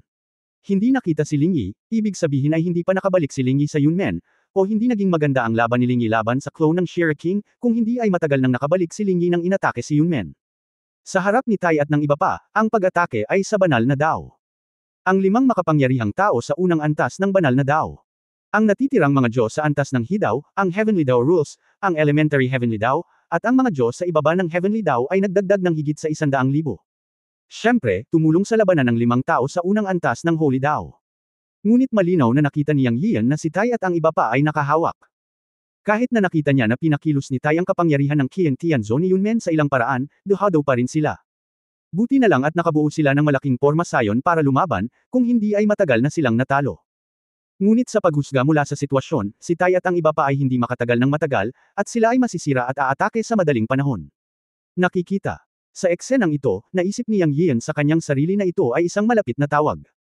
Kung siya ay dumating pagkaraan ng ilang sandali, ang daan-daang libong mga disipulo ng buong Yunmen Tianting ay natapos na kung sila ay inatake ng mga taong ito at pumasok sa Nanchanman. Mag-iingat kayo. Itinuro ni Yang Yian ang buwan, ang ibon na may halong buhok, at ang sagradong puno ng fusang sa likuran niya, at nawala sa lugar sa isang iglap. Galit na galit siya. Sinamantala ng mga bastos na ito ang kanyang kawalan para ay bully ang mga disipulo ni Yunmen. Iniisip ba talaga nila na walang kasama si Yunmen? O sa tingin mo ba ang Yunmen ay isang malambot na persimmon dahil lamang ito ay itinatag? Sa sandaling ito, sa labas ng Nantian Gate. Hindi na makakatagal ang reyna. Isama mo si Xiao Fengwang at ang iba pa na umatras muna at isara ang Nantian Gate. Ang Rabbit Lord ay nagbago sa kanyang orihinal na katawan, na napapalibutan ng kidlat. Halata na naabot na niya ang dulo ng kanyang suporta. Bullshit, kung gusto mong umatras, isama mo si Xiao Fengwang at ang iba pa para umatras. Kaya ko pang kumapit. Dumudugo ang mga sulok ng bibig ng Kaishan Queen nang magsalita ito. Sa pagkakataong ito, siya ay isang kalahating santo at ang pinakamalakas na tao sa Yunmen. Siya ay nasa unahan at nagdusa ng pinakamalaking epekto. Ngunit alam niya sa kanyang puso na hindi siya maaaring umatras sa sandaling ito. Kung gusto mong umatras ng magkasama. Nagsalita din si Ate Mei. Kaya pa natin kumapit. Kaya ko. Sunod-sunod ding nagsalita si Xiao Fengwang at ang iba pa. Sa katunayan, alam ng lahat sa kanila na kapag umatras sila at isinara ang mga Nanchanman, maaaring makatagal sila sa loob ng maikling panahon, ngunit sa paglipas ng panahon, ang mga Nanchanman ay sisirain pa rin nila. Sa panahong iyon, hindi lang sila ang mamamatay, kundi ang buong Yunmen Heavenly Court ay mawawasak. Ngayong wala na si Yang Yiu, bilang pinakamalakas na magsasaka sa Yunmen Heavenly Court, kailangan nilang balikatan ang responsibilidad na protektahan ang mga disipulong Yunmen. Kaya lang nilang humawak hanggat kaya nila. Bagamat alam ng lahat na sa pagkakataong ito, natatakot sila na talagang may darating na sakuna. Ngunit ang kakaibang phenomena sa langit at lupa ng God Realm daan-daang taon na ang nakalilipas ay nagpatunay na may nagpatunay sa katotohanan. Ngunit sinabi ni Lord Rabbit na si Yang Yiu ang nagpatunay ng katotohanan. Kaya inaasahan ng lahat ang pagbabalik ni Yang Yiu sa lalong madaling panahon, at dapat silang manatili hanggat kaya nila. Ngunit ang pag-urong ay talagang hindi isang magandang paraan. Huwag muna natin itong pag-usapan sa ngayon, lahat tayo ay umatras sa Yunmen Heavenly Palace pansamantala, at magantala hanggat kaya natin. Baka malapit nang bumalik ang Emperor of Heaven, at magiging madali ang pakikitungo sa kanya pagbalik niya, ngunit kung sinuman sa inyo ang mamatay ngayon, hindi ko maipaliwanag sa Emperor of Heaven. Makinig kayong lahat sa akin, makinig kayo sa akin, ibinigay sa akin ng Emperor of Heaven ng Yunmen Heavenly Palace bago umalis, at may autoridad akong kumatawan sa langit, ito ay isang utos. Sabik na sigaw ni Lord Rabbit para umatras ang lahat. Sa katunayan, alam niya na ang lahat ay nasa dulo ng kanilang lubad, lalo na ang maliliit na Phoenix, na nag-ubos ng labis na lakas upang labanan ang labanan hanggang ngayon, at malubhang nasugatan. Kabilang sa kanila ay sina Kier, Mejia, at Zexshang, na pawang mga babae ni Yang Yiu. Kung ang sinuman sa kanila ay may anumang problema, hindi nila maipaliwanag kay Yang Yiu. Maaari lamang silang gumawa ng mas mababang pagpili, pansamantalang hayaan silang bumalik sa Yunmen Heavenly Palace at isara ang South Heavenly Gate, at marahil ay makakatagal sila hanggang sa bumalik si Yang Yiu. Siyempre, baka naman. Sinasabi na ang Yunmen Heavenly Palace ay may malakas na depensa, ngunit iyon ay para lamang sa mga malalakas na tao sa isang tiyak na antas. Ngayon, ang lahat ng puwersa sa God Realm ay nagsaanib puwersa para sa lakayin ng Yunmen Heavenly Palace. Bilang karagdagan sa 5 dakilang banal na landas sa harap nila, kapwa na dama ni Lord Rabbit at Goddess Kai na may mas malakas na pag-iral na nakatago sa karamihan ng daan-daang libo, nagtatago sa likod at kinokontrol ang pag-atake. Ito, hindi gaanong makatwiran ang humawak sa kasalukuyang sitwasyon.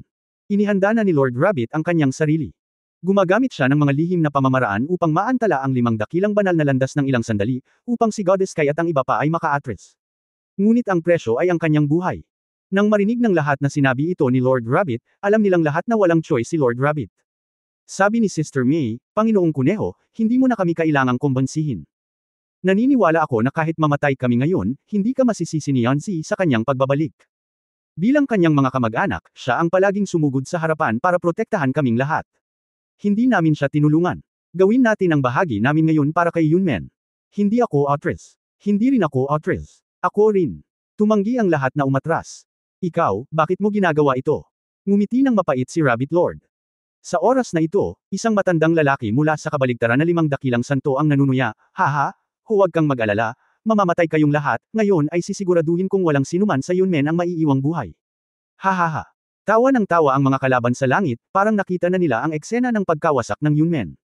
Pero, sa sandaling ito, umalangaw-ngaw sa buong venue ang isang boses na kasing lamig ng ice cellar, na may walang hangganang pagpatay na hangarin, walang sinuman sa bahay ang maiiwang buhay. Haha, ang ganda, dahil iyon ang kaso, ibibigay ko ang iyong hiling. WHO. May nabigla. Sa sandaling ito, ang 5 dakilang banal ay nakakita lamang ng maliwanag na berdeng ilaw, na papalapit ng papalapit mula sa malayo. Ang malakas na presyon ay nagulat sa daan-daang libong mga Diyos. Buzz! Boom! Dumagundong ang langit at lupa. Nayanig ang espasyo. Sinabayan pa ng mga hiyawan. Ang 5 dakilang banal ay tinusok ng berdeng ilaw na ito. Sa susunod na sandali, sa mga mata ng Rabbit Lord at daan-daang libong mga Diyos, sila ay naging abo. Ang 5 dakilang master ng Saint Dao ay nabura sa isang suntok. Ito ang Saint Dao. Bagamat nasa unang antas pa lamang siya ng Saint Dao, isa pa rin siyang master ng Saint Dao. Agad siyang pinatay sa kanilang paningin. Bago pa sila makapag-react, isang binatang may puting buhok ang lumitaw sa harap ni Rabbit at iba pa sa labas ng South Heaven Gate. Yunzi. Kuya. Banal na Panginoon. Bumalik ka na sa wakas. Ang kuneho at Little Phoenix ay umiyak sa tuwa sa sandaling ito at sumigaw. Si Yang Yian ay bumalik. At napatay niya ang 5 dakilang master ng Saint Dao sa isang putok. Ang gayong paraan ay nagpang-inig sa kanilang mga puso ng daan-daang libong mga Diyos sa kabilang panig. End of this chapter. Pahingi naman ng like, share at subscribe mo na rin para updated ka sa susunod na kabanata. Salamat.